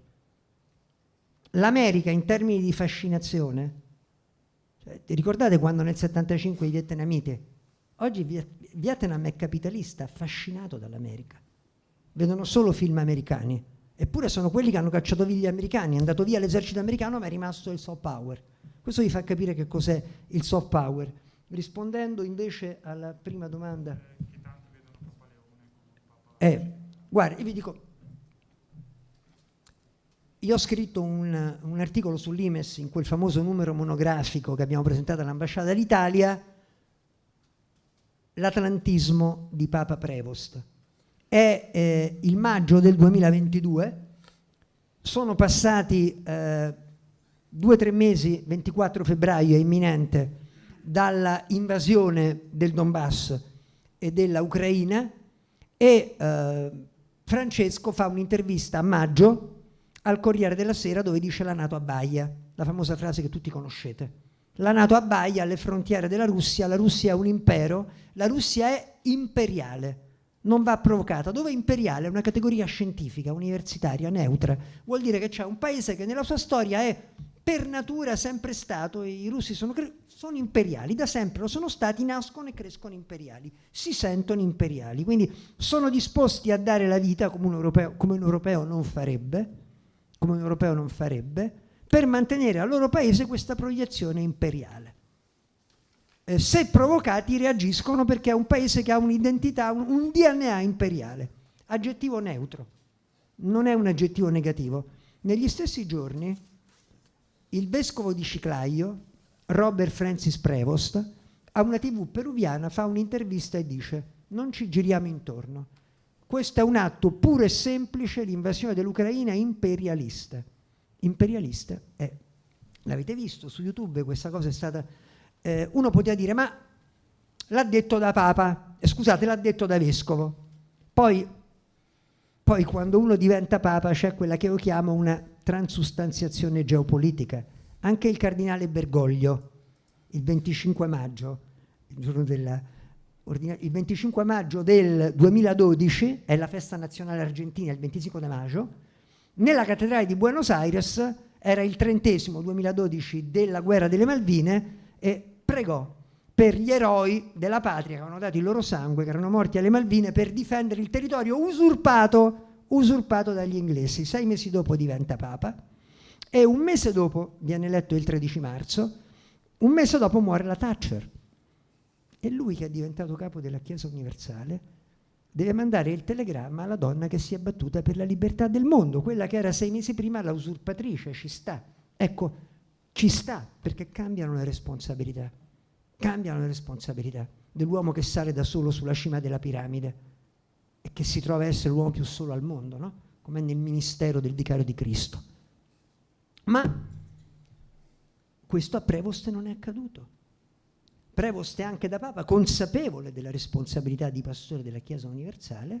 Il 9 dicembre, in quello che ormai è diventata l'abitudine, in quella che è diventata ai cancelli di Castel Gandolfo, quando c'è il famoso Tuesday, il day off, il giorno libero, tutti i vescovi americani sono abituati a prendersi il giorno libero, non so se anche i vescovi... No, il day off non c'è, l'avete sentito? I giornalisti lo aspettano ai cancelli, lui è uscito il 9 dicembre, e si vede che non fugge dai giornalisti, quasi li va a cercare.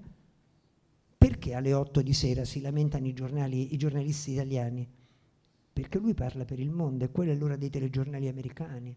Pomeriggio, hanno tutto il tempo per andare sulle prime pagine del giorno dopo, e lui dichiara: sono molto preoccupato, cito testualmente, è in atto un enorme cambiamento sull'asse transatlantico, un'alleanza importante per entrambi sta venendo meno. La stanno, il verbo è smantellando, stanno smantellando un'alleanza, un asse transatlantico che è stato importantissimo. L'unico risvolto positivo che riesco a coglierne è che l'Europa sia spinta da questo a trovare quell'unità che le è mancata finora. Quindi questo mi fa dire: ma è anche giusto, cioè questa non è materia di fede. E i papi vedono delle soluzioni tattiche, momento per momento, che sono diverse. Io ho fatto vedere che c'è una strategia comune, la strategia è quella di lungo periodo, ma poi ci sono delle tattiche, delle azioni diplomatiche che cambiano di papa in papa, se no non staremmo a fare la storia della diplomazia vaticana se fosse tutta uguale e se non cambiasse. Vi faccio un esempio che secondo me è lampante. Papa Prevost non è rimasto insensibile al fatto che Israele non abbia mandato nessuno al funerale di Papa Francesco. È stato il più grande summit internazionale degli ultimi anni, il funerale di Francesco il 27 aprile. È stato il più grande summit internazionale, mancava Israele, proprio stato è stato un affronto. Io ero in diretta, lì ero sulla 7, e ho detto un affronto enorme a un grande protagonista della storia del nostro tempo, questa assenza, cioè derubricata al massimo la rappresentanza, l'ambasciatore presso la Santa Sede. Cioè perfino Trump, che ha avuto un rapporto estremamente dialettico, polemico, quasi all'insulto. Il presidente argentino Milei, che all'insulto c'era andato, Trump quasi lui c'era arrivato, eppure erano tutti là, riconoscimento e riconoscenza in parte nei confronti di un grande protagonista della storia contemporanea. Israele derubricata la presenza. Papa Prevost la sera dell'8 maggio, appena eletto, la sera che viene eletto Papa è come quando ti laurei, che ne so, chiami i parenti stretti. Lui ha chiamato i 2 fratelli e poi ha scritto la sera dell'8 maggio, poco dopo il saluto al mondo, ha scritto all'American Jewish Committee, come a dirgli, voi siete i miei fratelli maggiori anche voi, come ho chiamato i miei 2 fratelli maggiori di sangue, chiamo anche voi. Ed è iniziata una politica di appeasement nei confronti di Israele, di cui noi vediamo dei risultati, perché se andate a rivedere le interviste di Papa Prevost, sempre con i giornalisti, lui fa notare quello che è successo in America. Siamo a ottobre. Ricordate la svolta improvvisa di Trump? La svolta improvvisa, all'improvviso Trump va e fa la pace a ottobre. Fino a 15 giorni prima diceva distruggo Hamas, fa la pace. E poi Hamas la lascia lì tranquilla adesso, di fatto, perché tutto è fermo. Che cosa è successo? Che il 6-7 ottobre, in occasione dell'anniversario, il Washington Post pubblica un sondaggio dove il 60% degli ebrei americani, che voi sapete sono lo zoccolo duro elettorale di ogni presidente, e in America si avvicinano le elezioni midterm, il 60% degli ebrei americani ritengono che siano stati compiuti dall'esercito di Israele a Gaza degli atti contrari al diritto internazionale. E il 40%, un'ampia minoranza degli ebrei americani ritiene che siano atti di genocidio. 60 ritiene che c'è una violazione aperta della legalità e del diritto umanitario, il 40 addirittura genocidio. Questo è il soft power, lavorare sulle coscienze. Questo è soft power. Allora, ogni papa ha la sua strategia. Ovviamente i palestinesi lamentano il fatto che non ci sia più la telefonata quotidiana al parroco di Gaza. Ogni papa mette l'accento su un aspetto o sull'altro.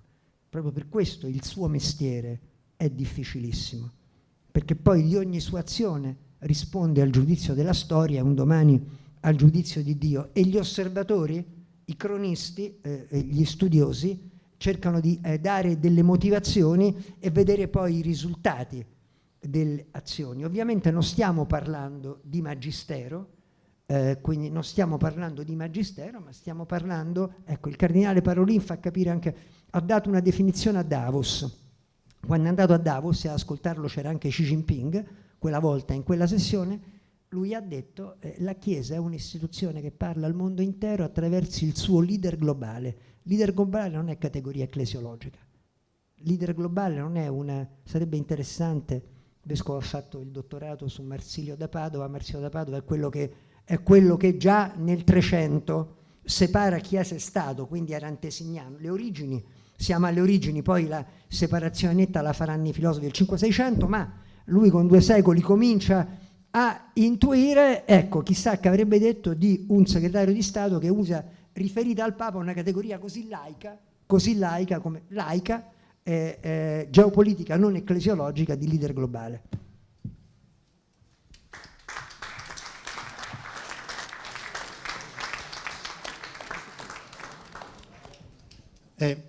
Ha accennato al rapporto più volte di Papa Leone con l'America, con Trump.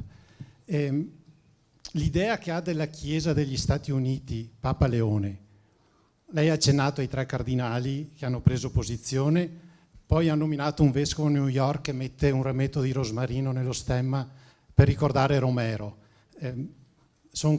E oggi l'annuncio non andrò in America, il Papa non andrà in America nel 2026. Mettendo insieme tutto, che idea lei si è fatto? Guardi, io speravo di uscire stamattina con un'analisi di questo sull'Huffington Post, e poi ieri mi mancavano gli ultimi 2 paragrafi, se no sarei uscito stamattina, ma è l'articolo che sto scrivendo, quindi sono già a 3/4, a 4/5, quindi poi ieri sera mi dovevo leggere la biografia del vescovo, ho cambiato e quindi sono andato a leggermi, mi dovevo preparare, e quindi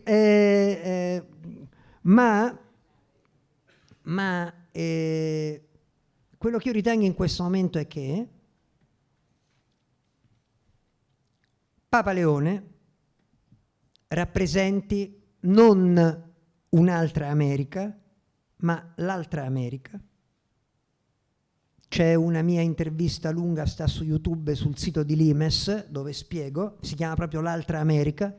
Papa Leone rappresenta l'altra America, quella che c'è sempre stata e che non c'è più. Non siamo nella categoria democratici repubblicani. È noto che i democratici sono quelli che mettono più tasse ai ricchi, questa poi la differenza è abbastanza elementare, sono quelli che mettono più tasse, fanno più redistribuzione, hanno una politica monetaria più generosa di prestiti per stimolare l'economia. I repubblicani sono storicamente quelli che invece mettono l'accento sulla necessità di accumulo e quindi abbassano le tasse ai ricchi, perché ritengono che poi i ricchi facciano aumentare la ricchezza del paese e ci sia una ricaduta. Questa è la distinzione di fondo tra le 2 categorie dei repubblicani e dei democratici. Qui stiamo parlando di un'altra distinzione che attiene all'idea che gli americani hanno di se stessi e che, dovendo rispondere a una domanda in una sera come questa, si può semplificare con questi 2 paragoni. L'America fino ad oggi è stata l'impero non impero, impero trattino non impero, che sapeva di esserlo ma non lo diceva ed espandeva la sua influenza non attraversando i confini altrui e occupando i territori altrui o minacciando Dio, ma dicendo: noi siamo coloro che li difendono, because we are America. Second to none, non dicevano noi siamo America first, ma dicevano con una finta esibizione di modestia, perché poi vuol dire la stessa cosa, è Biden, secondi a nessuno, che è un modo più umile di dire siamo i primi. L'America second to none, l'America che era egemone del mondo, sì, lo stesso, faceva i suoi interessi, sì, ma non lo diceva, l'impero non impero, questo era il soft power. E, Cardinale Casaroli, le frasi, le parole hanno un loro peso, perché poi funzionano come una gabbia che ti impedisce di fare peggio, ti limita, ti obbliga ad essere anche buono e poi in parte lo sei davvero. E c'era quel coefficiente in più di generosità degli americani che davano a chi, ai partner e anche agli avversari qualcosa in più e sacrificavano un qualche cosa in più, perché avviare processi, Papa Francesco, lettura della storia, anche quella è teologia della storia, avviare processi conta più che conquistare spazi. Perché Papa Francesco, esortazione Evangelii Gaudium, si diventa matti a dover difendere il territorio. E se non c'è un rispetto da parte di coloro che, virgolette, domini, no, brutta parola, sui quali eserciti la tua influenza, sì, questa era l'America, l'America sosteneva il costo. Ma voi credete che l'ha fatto soltanto per generosità di pagare la nostra difesa per decenni? Ha avuto dei suoi ritorni enormi, era una scelta.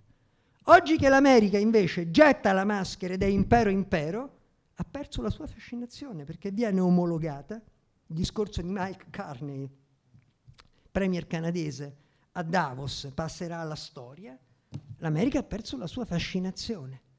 Ora il problema è che le stesse cose che ha detto Mike Carney, cioè è saltato il diritto internazionale, oggi è saltato il diritto internazionale, cioè il diritto della forza, questo lo dice Papa Leone.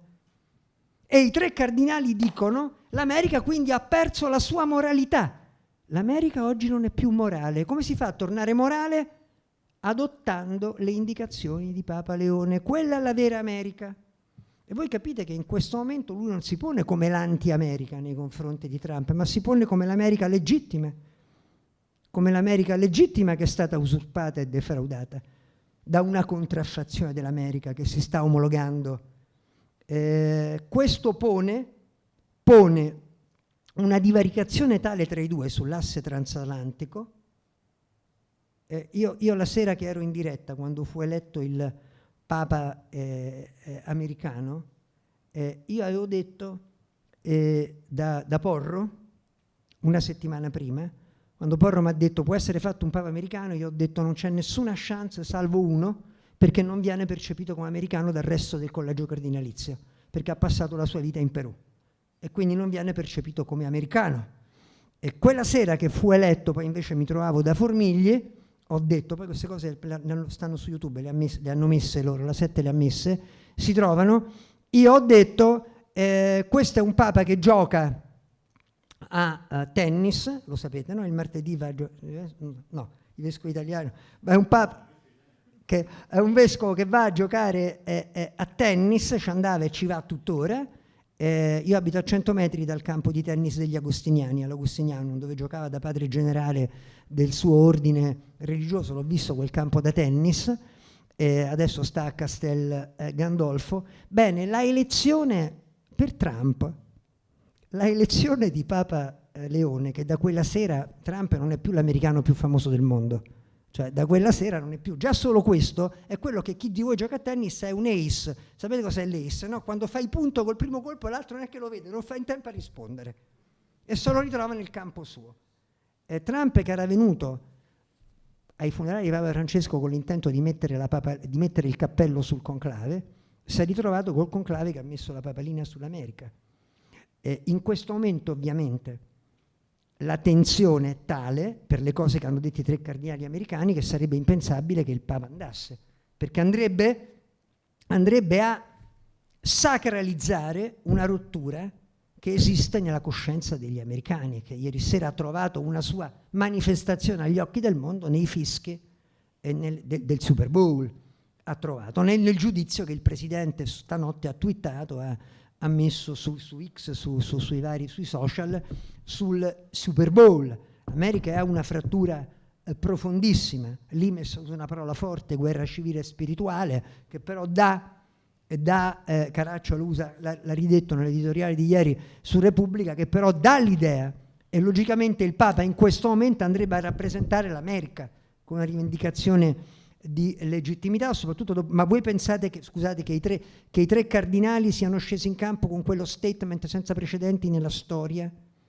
dove dicono che la vera America è quella di Papa Leone e che l'America ha perso la sua moralità e che per ritrovarla deve fare quello che dice Papa Leone, se non voi pensate che non l'abbiano fatta vedere prima?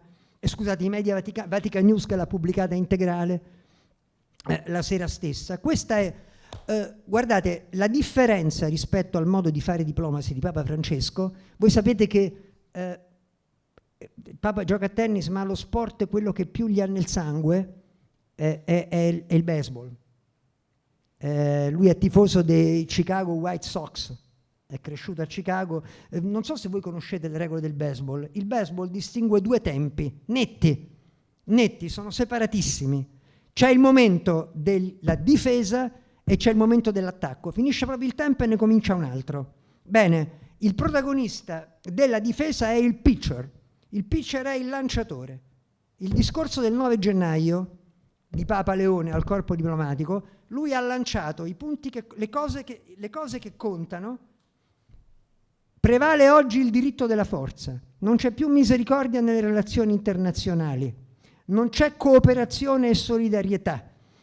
Nei confronti dei poveri, dei paesi poveri, non c'è più un atto di generosità economica, istituzionale. Tutto quello che l'America faceva prima e che adesso non fa più. Passano 10 giorni e 3 cardinali dicono: vedete, l'America ha perso la sua moralità e la sua fascinazione, bisogna fare queste cose. Papa Leone ci dice da americano come essere America. Ci dice da americano come essere America. Questo è il pitcher che lancia, poi comincia il secondo tempo e c'è l'altra figura, l'hitter, il battitore con la mazza. E questo è il ruolo che il Papa affida alle conferenze episcopali, per difendere e tenere separato il ruolo super partes del vicario di Cristo, che in questo momento deve mantenere l'unità della sua istituzione. e del suo gregge. Quindi solleva il tema e il problema, il pitcher, poi in un secondo momento la responsabilità delle conferenze episcopali. Questa è la sua strategia che si evince. Sarà molto interessante per tutti noi vedere quando questa strategia avrà delle sue ricadute in Italia e come si comporterà nei confronti della politica italiana la conferenza episcopale italiana, dove il vostro vescovo è entrato da poco.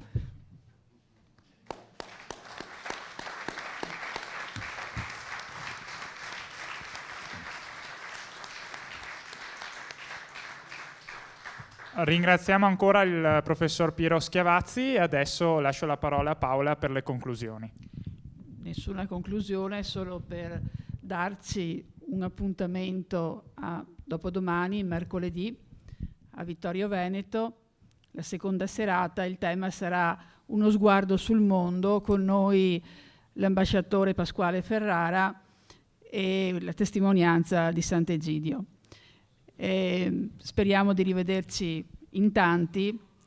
Mi permetto di citare, l'abbiamo citata, il professore l'ha citata apertamente prima, quella poesia di Natale che si conclude parlando della pace, che sia come fiori selvatici, all'improvviso, nell'urgenza del campo, una pace selvatica. Buonanotte a tutti.